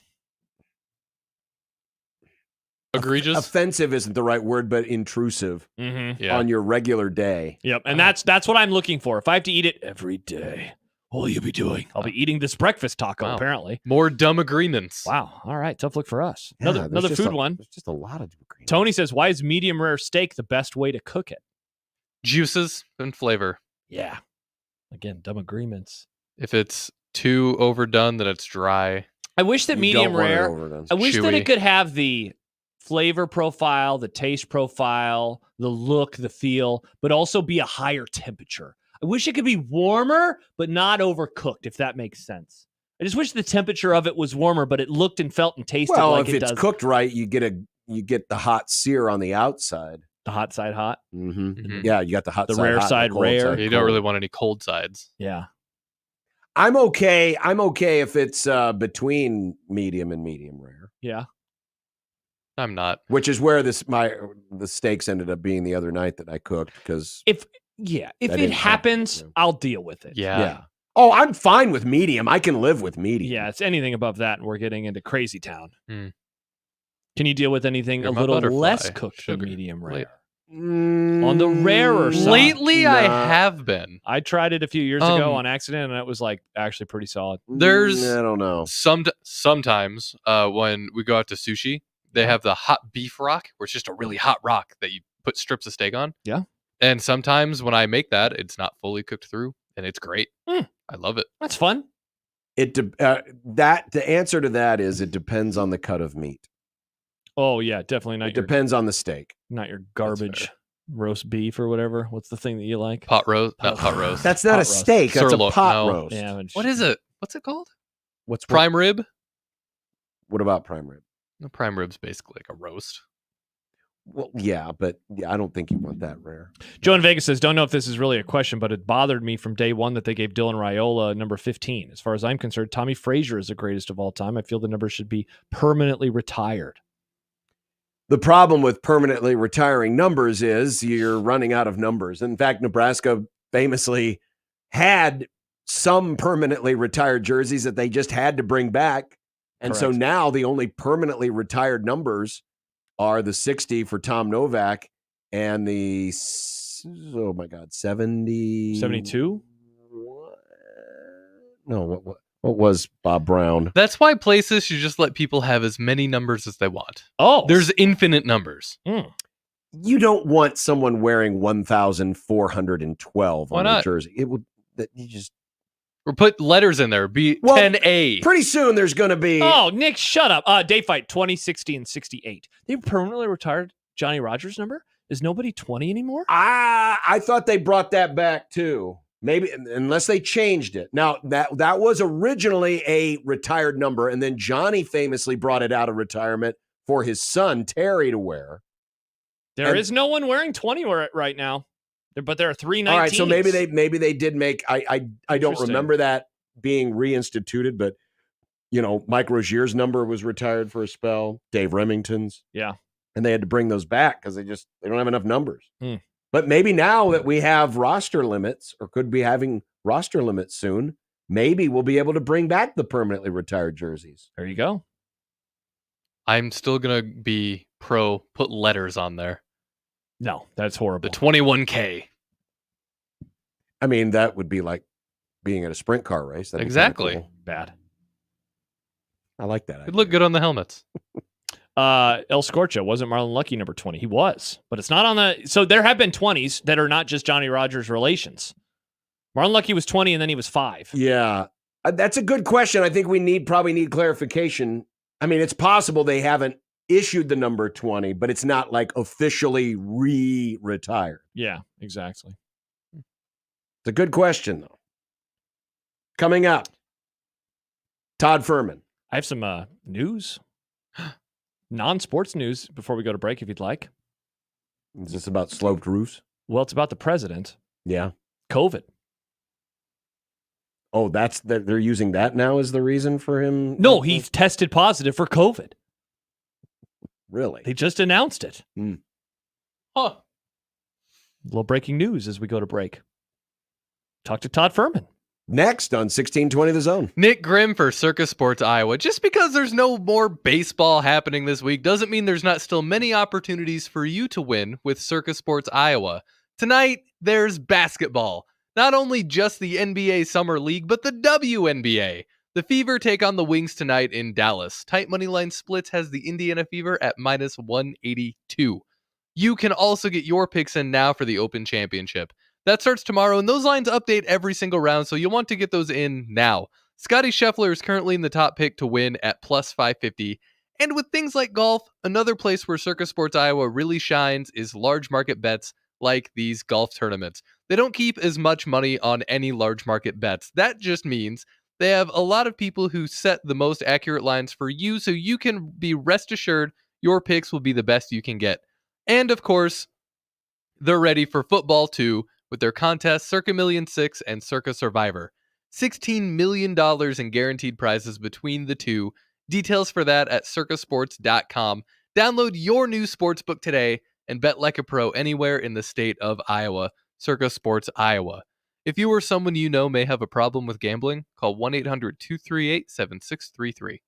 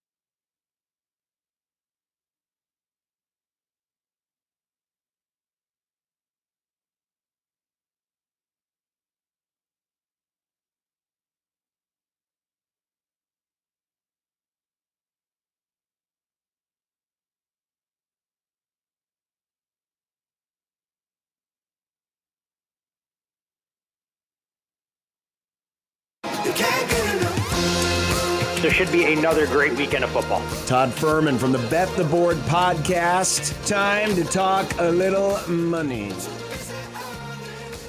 People fall in love with teams on the way they look at a non-conference schedule. I don't think there is enough wiggle room for me to get involved with this game going under the total early. And remember, it's a marathon, not a sprint. That's right. We are here to help you handicap this weekend's Brickyard 400 at Indianapolis Motor Speedway. Stop it! Fantastic. That's why Todd Ferman is not just single-brained. He looks at all sports because he is a handicapper. He likes to look at and he likes to win money at these sports. He does. That's true. He's not just a one-trick pony. It's his job. It is his job after all. Now, we are going to talk about one trick today, and that's the Big Ten Conference preview that just dropped this week on the Bet the Board podcast. 2 hours and 40-plus minutes of solid gold, Todd. I enjoyed every minute of it. You know, it's a lot of content, and it becomes a labor of love for these preview shows that continue to get longer and longer as we look to uncover more detail. The best part about it is that we can't keep every fan base happy with what we're putting out there because inevitably you still have to leave a couple of teams off to try and keep it under 4 hours as these conference footprints expand. But look, I am more than happy, trust me, to talk about the NHL offseason, the Brickyard 400. So if you guys want to go in that direction, I'd feel much more comfortable there than talking updated World Series futures for baseball that becomes an afterthought once football starts in about 6 weeks. Well, Todd, what is your biggest question you have about Nebraska heading into this season? I think it's quarterback play, quite honestly. It's something that they struggle with at the position last year. It was a little bit of a revolving door. They at least were able to forge an identity that it was a run-first mentality with Henrik Harburg kind of taking over. And I think everyone wants to know what Raiola can provide. Will he be the consummate professional under center? What will that learning curve look like? And most importantly for Nebraska, how they'll perform under the bright lights week 2. When they take on Colorado, a chance for revenge. They get them in Lincoln for a number that right now sits just below a touchdown. Win that game, take care of business in conference against Illinois and Purdue that should be manageable. And suddenly we could be talking in a best case scenario about a massive game against Rutgers and suddenly a little bit more optimism around a Nebraska football program that I have to imagine just wants to get bowl eligible rather than compete for a conference title in year 2 under Matt Rule. Todd, not to blow too much smoke, but a couple of years ago, you guys were one of the few, if only, national podcasts, and hell, even throwing some local ones, that talked a little bit about Scott Frost and some of the things that you were hearing behind closed doors. So I use that as a lead up to some of the stuff that you guys talked about with Glenn Thomas and the fingerprints that he could have on Nebraska's offense, because you guys seemed like you had some maybe concrete information. I wonder how you think that could show itself in terms of the design, the scheme, play calling, and execution, as we're all wondering what the offense will look like in year 2. You always have your spidey sense start to get triggered when there's an offensive coordinator in one season and suddenly there's a OC in year 2 when the offensive results don't exactly yield what they wanted on Nebraska's side. So we'll see if we get more Marcus Satterfield's fingerprints on this group or Glenn Thomas gets an opportunity to try and improve an offense that averaged just 18 points per game and had a nation-leading 31 turnovers as a group. From a passing attack standpoint, 129th out of 133. Don't have to be a math wizard to figure out that's not exactly great because you didn't have Eric Crouch out there leading the option attack fighting for a national championship in any capacity. So I am very curious to see how this offense evolves little by little. You still have to imagine it's going to be a run-first mentality, and you look at the depth chart for Nebraska in the backfield. Who becomes that bell cow back? I mean, so much is made about Gabe Ervin's return and how that could potentially give the Huskers a reliable option, but I have some questions there.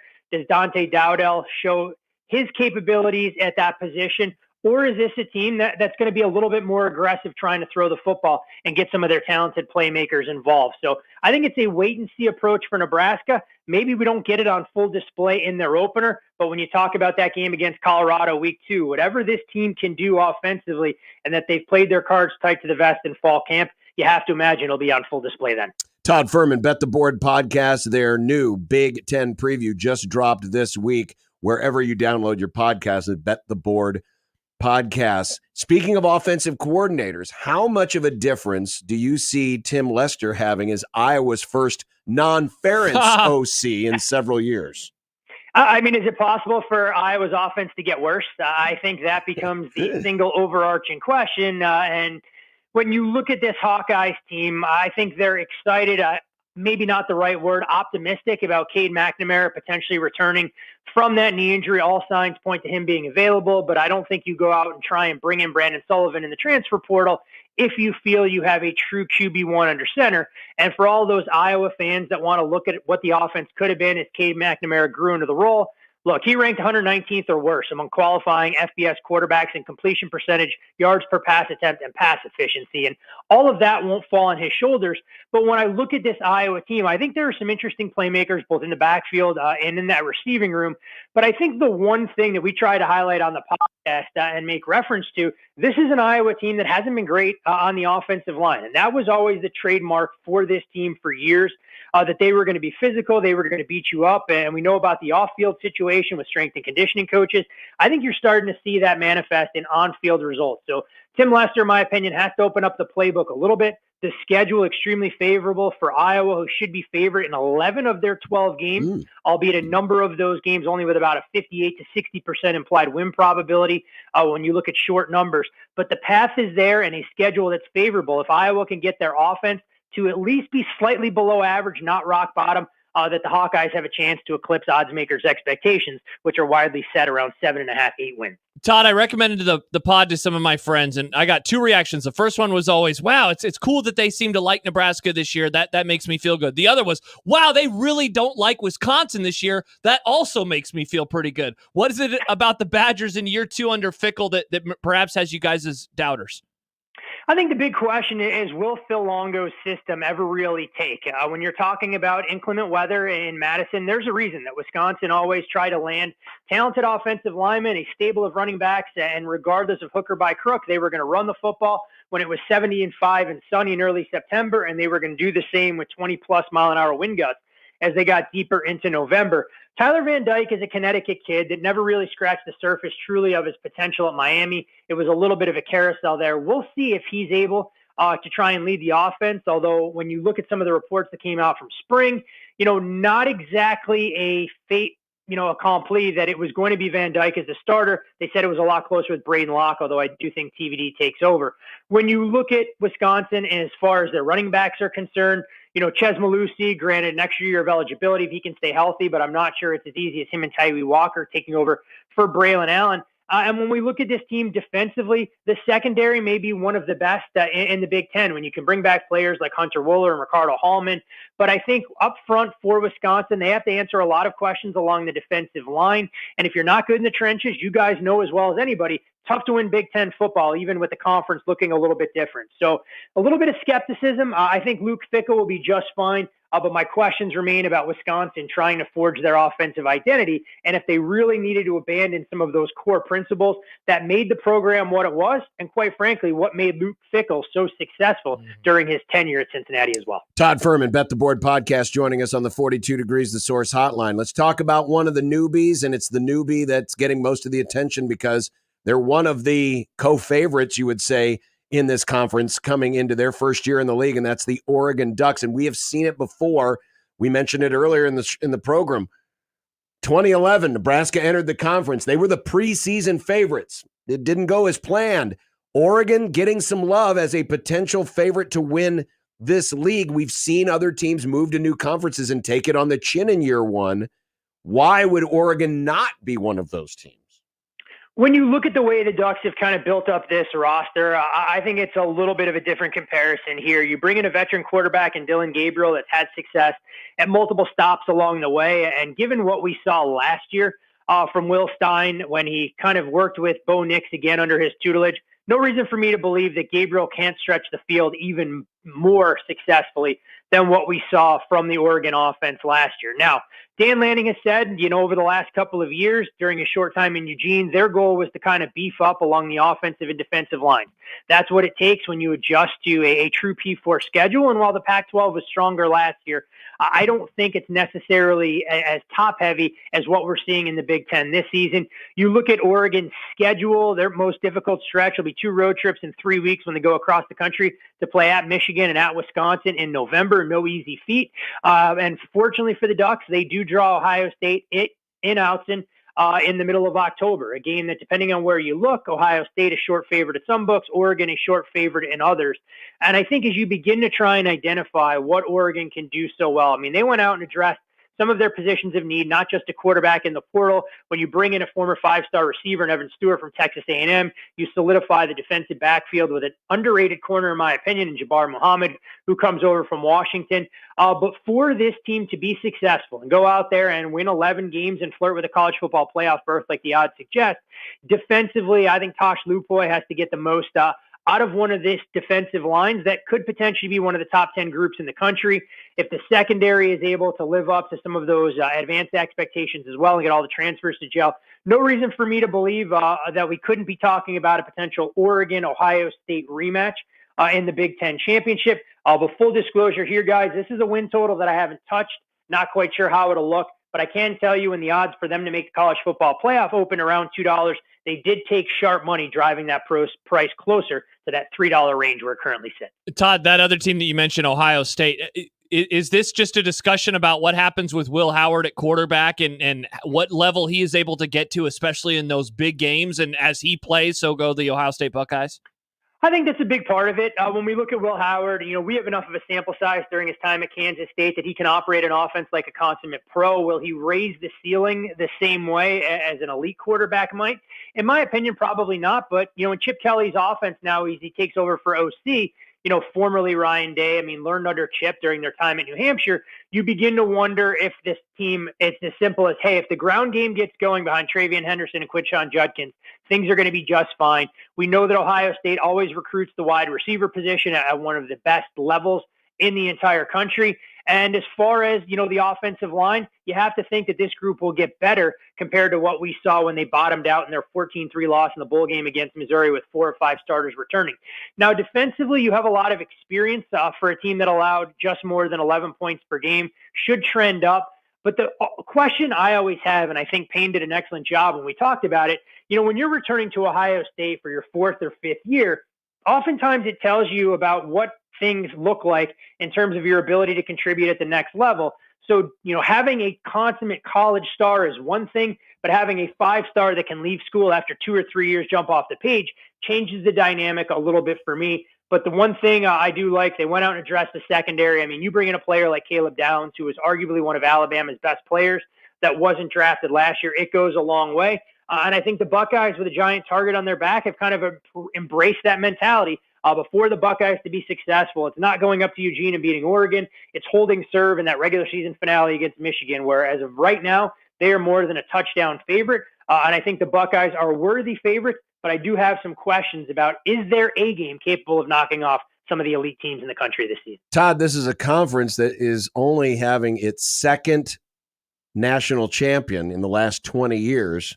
And yet Michigan's right now, their win total is at 8.5, but there's been a ton of changes, and it's not just Harbaugh. So much talent off the offense. Brand new defensive coordinator, Wink Martindale. Where do you see, when you see Michigan in that total at 8.5, and right now the juice is still on the over at 8.5, how do you see the Wolverines trying to adjust and defend a title all at the same time? It's a team that's going to have to prove an awful lot to me this season. And you mentioned that win total sitting at 8.5. It's actually down from where that number opened at 9.5 earlier this offseason.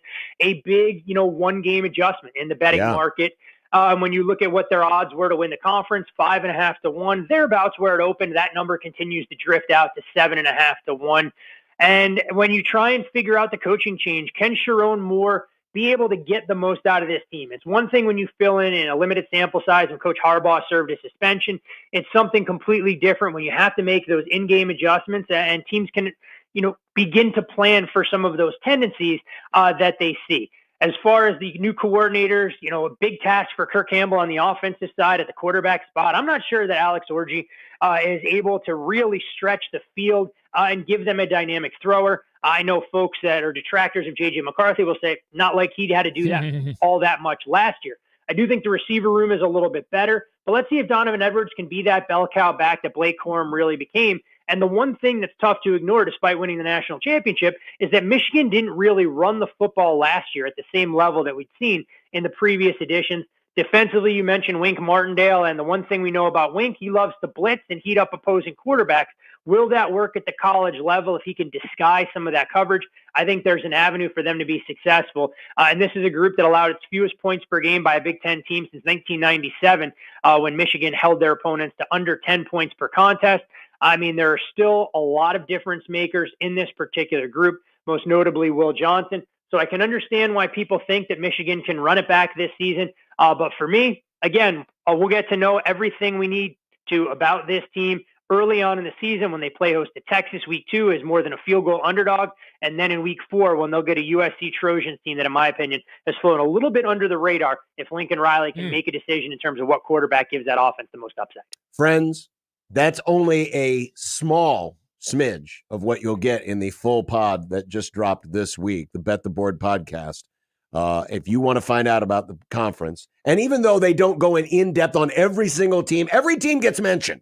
Okay. Yes. Every team gets mentioned. You'll hear the words of all 18 teams. And Nebraska is one of those teams that gets a full preview. So check it out wherever you download your podcast. Bet the Board podcast. Our good friend Todd Ferman back again for another season. It's great to hear your voice again, Todd.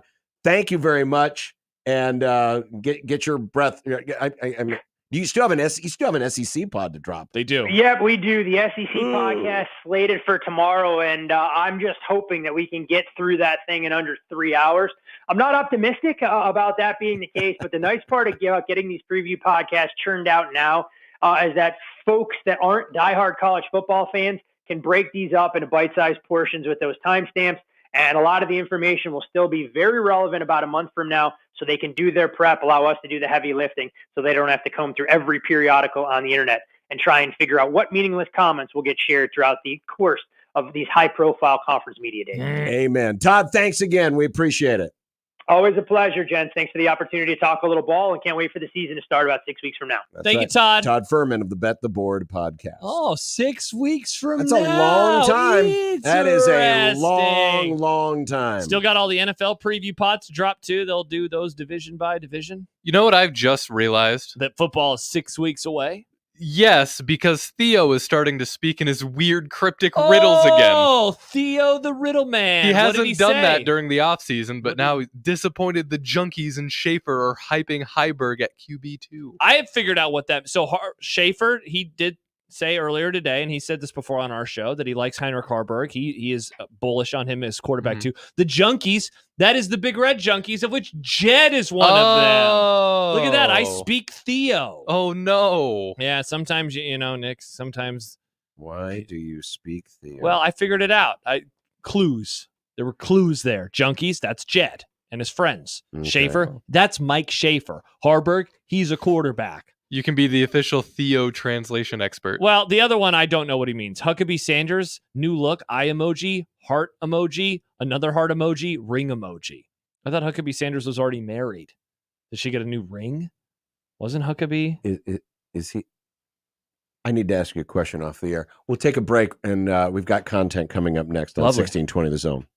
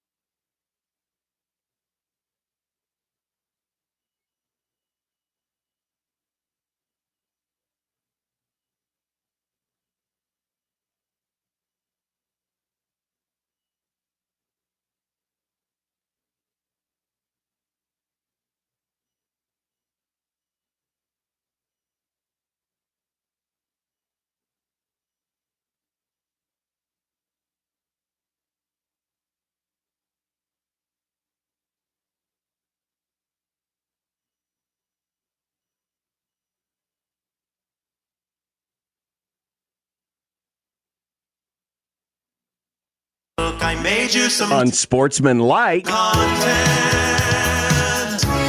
Unsportsmanlike content. Unsportsmanlike content.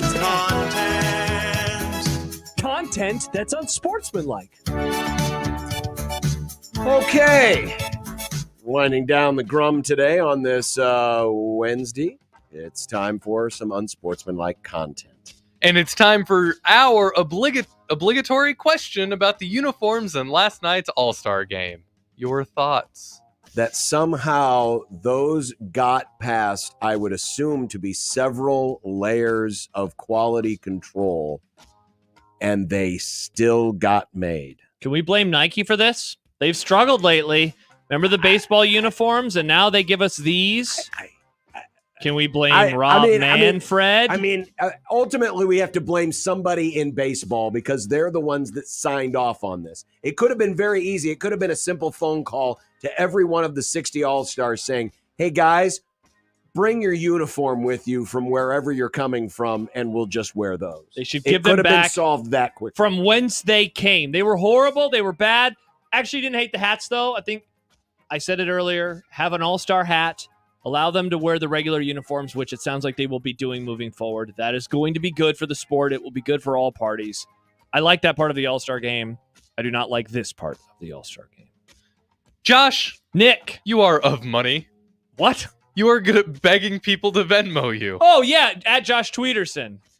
Of Major League Baseball's 30 teams, how many spend at least half their revenues on player salaries? Your guess? All right, so I've got the graph. I'm not going to show it yet. Okay.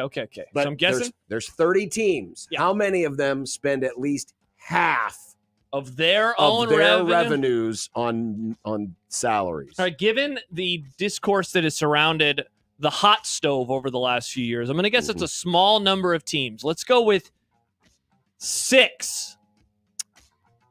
Double that. Oh, man, I was off. 13 Major League teams spend at least half of their revenues. Now, this is based on last year's revenues, this year's payroll. Okay. But the Mets, 87% of last year's revenues have been reinvested into payroll. So they believe a huge percentage. If you want to make money, you got to spend money. The Blue Jays are at 75%. The Diamondbacks are at 70%. Number 13, believe it or not, it's the small market Kansas City Royals spend half of their revenues on salaries. The interesting thing is when you look at the opposite end of the spectrum, take a look at the teams that are in the bottom 5. Small market Pirates, 39%. Tigers, larger market, 39%. Orioles, a contender. I was going to say, that's a large market, too, and a right? contender, 35%. Technically, Oakland is a huge market because it's the Bay Area market. But look at how low their revenues were. And their pay scale is the lowest in baseball, 35%. The Tampa Bay Rays spend the least percentage of their revenues on salaries, 33%. So you were half right. Don't want to be half right. That's an F. Or halfway to an A. Or halfway to an A. I should have told that to my parents. To an A. Mom and Dad, no, I'm halfway to an A. Friend of the Grum, Dave Fight, wrote a column about Nebraska wearing alternate uniforms yesterday and had 3 possibilities for the 2024 season. A throwback for the 400th sellout, the black shirt alternates, or a wild card from Adidas. What's the most likely? No, it's not, Nick. No, if they ever bring those back, then they should just burn the stadium down. With Nick in it. Throwback. Yeah, this should be very easy. It should be those 62 throwbacks. They looked so good. And for those who say, well, but they've already done that. That was 15 years ago. Many of the players playing in the game weren't even in kindergarten when those were worn. My God, John. It's been 15 years since they wore those. And it's celebrating a streak that started in 1962. Bring them back. Or I like Dave's idea of doing a different era because we've seen throwbacks from, and I'd forgotten about this, against Georgia Southern. They wore something from the 80s with the N on the sleeve. Yeah, you remember that? Really bad decision, too. The Mike Riley Wisconsin loss in his final year, they wore the 97 throwback. He said like the 1971s rather. with the stripes on the shoulders. I think that would be super cool. I think they're going to do throwbacks though, and obviously that Friday night game versus Illinois is the most likely. By the way, we did do a poll question. 45% of you said 62 throwbacks. 28% said just the regular uniforms. 24% think that black is one of their colors. Hell yeah, baby! And there were an additional 3% that said other. Okay, Nick freaks. The Nick freaks. Yeah. Texans, rookies, and veterans reported to training camp today, making them the first team to have all its players in camp. In the words of young John Bishop, how about that? How about that? How about that, John? Cool. This is so exciting. Cool. I hated football practice in July. It's so hot. Football in July. Get all sweaty. It was the worst. Oh, man. It's weird that they always pick the hottest month at the hottest weeks to and do I it. always sucked. I wasn't very good at football. Yeah, it's almost like they should, wait until after summer is over before Then they start this Mr. process. Casey throws footballs at your face when it's really hot outside. But I thought you didn't want the season ending in March. Putting these young men in danger. I thought you didn't want the season ending in Very March sad. or April. Nah, you just play 2 games a week. You'll be fine. Interesting. I think Goodell would be a fan of that. Real quick, Sam writes, by the way, trigger folks and wear the weird 2002 big stripe uniforms. That would be hilarious. That would be a funny. We're bringing back the 02 unis, baby. John's buddy K Ford ranked the top 40 college football games in terms of watchability and gave a perfect 10 score to Georgia at Texas, Georgia at Alabama, and Ohio State at Oregon. Ohio State at Penn State, and Texas versus Oklahoma rounded out as top 5. Agreed?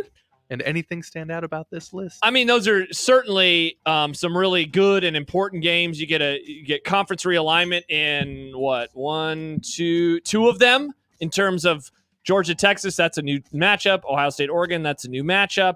A lot of college football playoff stuff is going to be at stake. Nebraska was not on the list. That was one thing that stood out to me.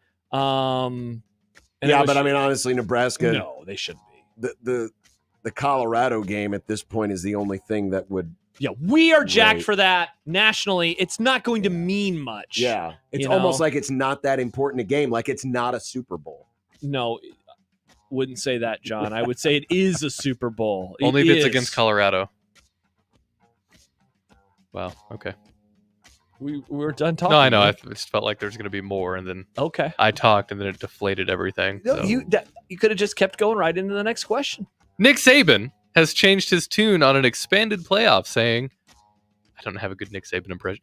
If players only want to play in the football and people only want to see the playoff. What the hell? The playoff is better than the bowl games. Is that victory for us? In case you didn't understand that, he's saying now that it seems like everyone's just interested in the playoff, including the players, that's better than bowl games. To which I would say, duh. Yeah, no doy. Nice. Yeah, good take, Nick. Where was this last year when you didn't win the national championship? I like when you talk about Nick Saban. Do you? Sounds like you're talking about me. Oh, because I say Nick? Uh-huh. You're a hideous, ugly human being, Nick. Wow, why would you say that about Nick Saban? Why do you like cream pie so much, Nick? Well, the SEC's director of officiating was asked the most important question at SEC Media Days. Yours. No. Is horns down a penalty? His answer. I asked my officials, the act itself needs to be offending to the senses. If you took that act out of a football stadium and did it in a shopping mall or a grocery store, would it offend the senses to a majority of the reasonable people in the area, right? That signal would not, right? You might have some people that share that signal with you if you did that at a grocery store or in a shopping mall, depending where you are. So it's very much, we're going to evaluate it in context. I could see a scenario. I want to be very cautious about using hypotheticals, right? But I could see a scenario where an opponent of Texas makes a big play in celebrating with his teammates, possibly going back to the sideline. They're giving the signal. It's not taunting. It's not making a travesty of the game. It's not affecting our ability to manage the game. Have we finally settled this? It's a long answer. It's a long answer, but it deserves something that sounds like. Oh, okay. This. Pardon me while I stand up. Good job, John. That was almost a disaster. I got scared. Yeah, this is good, obviously. Common sense laws, baby. I even like the fact that he said in some places Are you people good? would use that as a greeting. You good, baby? Yeah, I'm good, baby. What is he doing, baby? The SEC, it just means more, including taunting signals. Good on you, SEC. You have a spine, unlike the Big 12.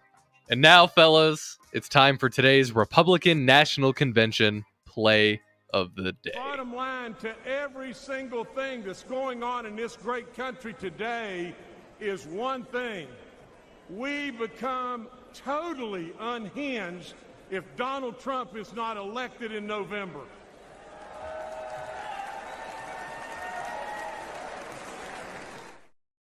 The reason John's laughing is because he agrees totally with Jim Justice, the governor of West Virginia. But the actual reason for his laughter is so the camera shot goes away from Governor Justice, goes to the crowd, gets a quick reaction shot, and then goes back to Justice, but it's now a two-shot. And next to him at the podium is a bulldog sitting in a chair. A tiny chair, a bulldog-sized chair. You know what? If you know the answer, I actually don't want to know why the dog was there, so I won't even ask it. I like living in this world where the dog was a speaker. Is this weirder than the time that Clint Eastwood talked to a chair in 2012? Well, it's obvious the dog's not a speaker because if you notice the little stanchion there for the teleprompter is pointed at Governor Justice. The dog either A, doesn't need a teleprompter. Speaks off the top of his head. Speaks off the top of his head. That dog's a good boy. Oh, or a good girl. Or a good girl. Yeah, exactly. It's a good dog. I was wondering why this tweet was trending last night. And then you finally watched the video. video. And then I watched it. And it was like, oh, my God. Yeah. Yeah, because the first way I saw it was like, you'll never guess what happens at the end of this video. And I thought it was going to be like a crowd shot and something goofy was going to happen in the crowd. No, it's a two-shot with a dog. Bark. Amazing. Cute dog, though. The timing of that is... The delivery is tremendous. It feels extremely intentional on the part of the cameraman. Yeah. Well, and did you notice which network we got that from? Oh, C-SPAN. Your favorite network that you never watch. Thank you, C-SPAN. John, I love C-SPAN Bishop, and yet he's always like, I love seeing people get mad on TV. I want to hear debates about roofs. Oh, Nick, you're apparently going to get those plenty coming up. John's roof pilled. Yeah. All I know is this. You're always better with a roof from JR. 1620 The Zone.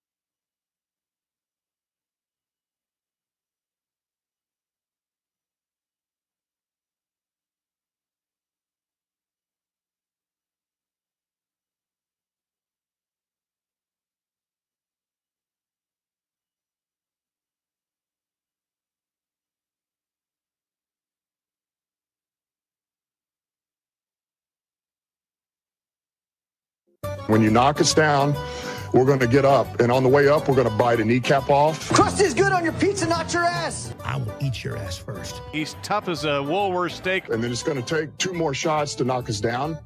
All right. And on the way up, we're going to take your other kneecap. I'm ready to hang them up, gut them, and skin them, and chop them up. You know what? I'm ready. My daughters aren't starving to death.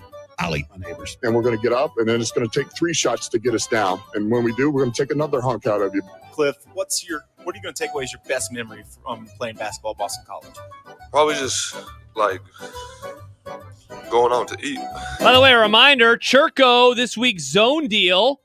Food. They have food for you, John. They do. Friday morning at 9, 1620thezone.com. You get 2 $25 vouchers, $50, but only for $25. Exciting new restaurant in Omaha. It could be for dinner for you tonight or maybe next week with this great zone deal on Friday morning at 9. Well, I was going to say, yeah, you don't have the zone deal yet, so you wouldn't be able to cash them in tonight. But you could still enjoy it. But you can go to Churco and enjoy it. Leftovers for me. Not exciting Churco. Going to do some burrito bowl leftovers, though. That'll be tasty. Nice. I'm not 100% sure, but last night we had turkey tenderloins. Oh. How was that? Good. Nice. With some rice and a salad. Oh. I'm fending for myself tonight, so for the first time in a while, I think I'm going to have rice. Wow, classic Nick. Fending for himself. I know. The woman's not around. That damn woman not around to cook my dinner. For the record, I cook with her. It's fun. It's fun to cook with my girlfriend. I cook with her. I stand over her shoulder and say, "You sure you're doing that right, Toots?" Sometimes she lets me chop vegetables. Oh, I wouldn't want you to chop my vegetables. I'm really good at chopping I vegetables. wouldn't want Nick to touch anything in my kitchen. I don't know if I'd feel safe with Nick with a knife. You can load the dishwasher. Even then, I'd be worried that you'd load it all wrong. I have a dishwasher. Yeah, but do you load it correctly? I got a dishwasher. Load it in a way that makes sense. My girlfriend. Called my woman. It's me, Nick Grimm. Unreal, Nick. I cannot believe you speak this way. I'm the worst. Yeah, You sound your terrible. words, not ours. Yeah. What do we have tomorrow? Robin Washit back from vacay. Any other guests tomorrow, John? I might want to check earlier in the Grum. I may have mentioned someone else coming on. Oh, awesome. I can't wait to find out who that guest is tomorrow. Not sure, though. I can't either. Maybe an NBA guest. What about an NBA guest? You just want me to get Jacob?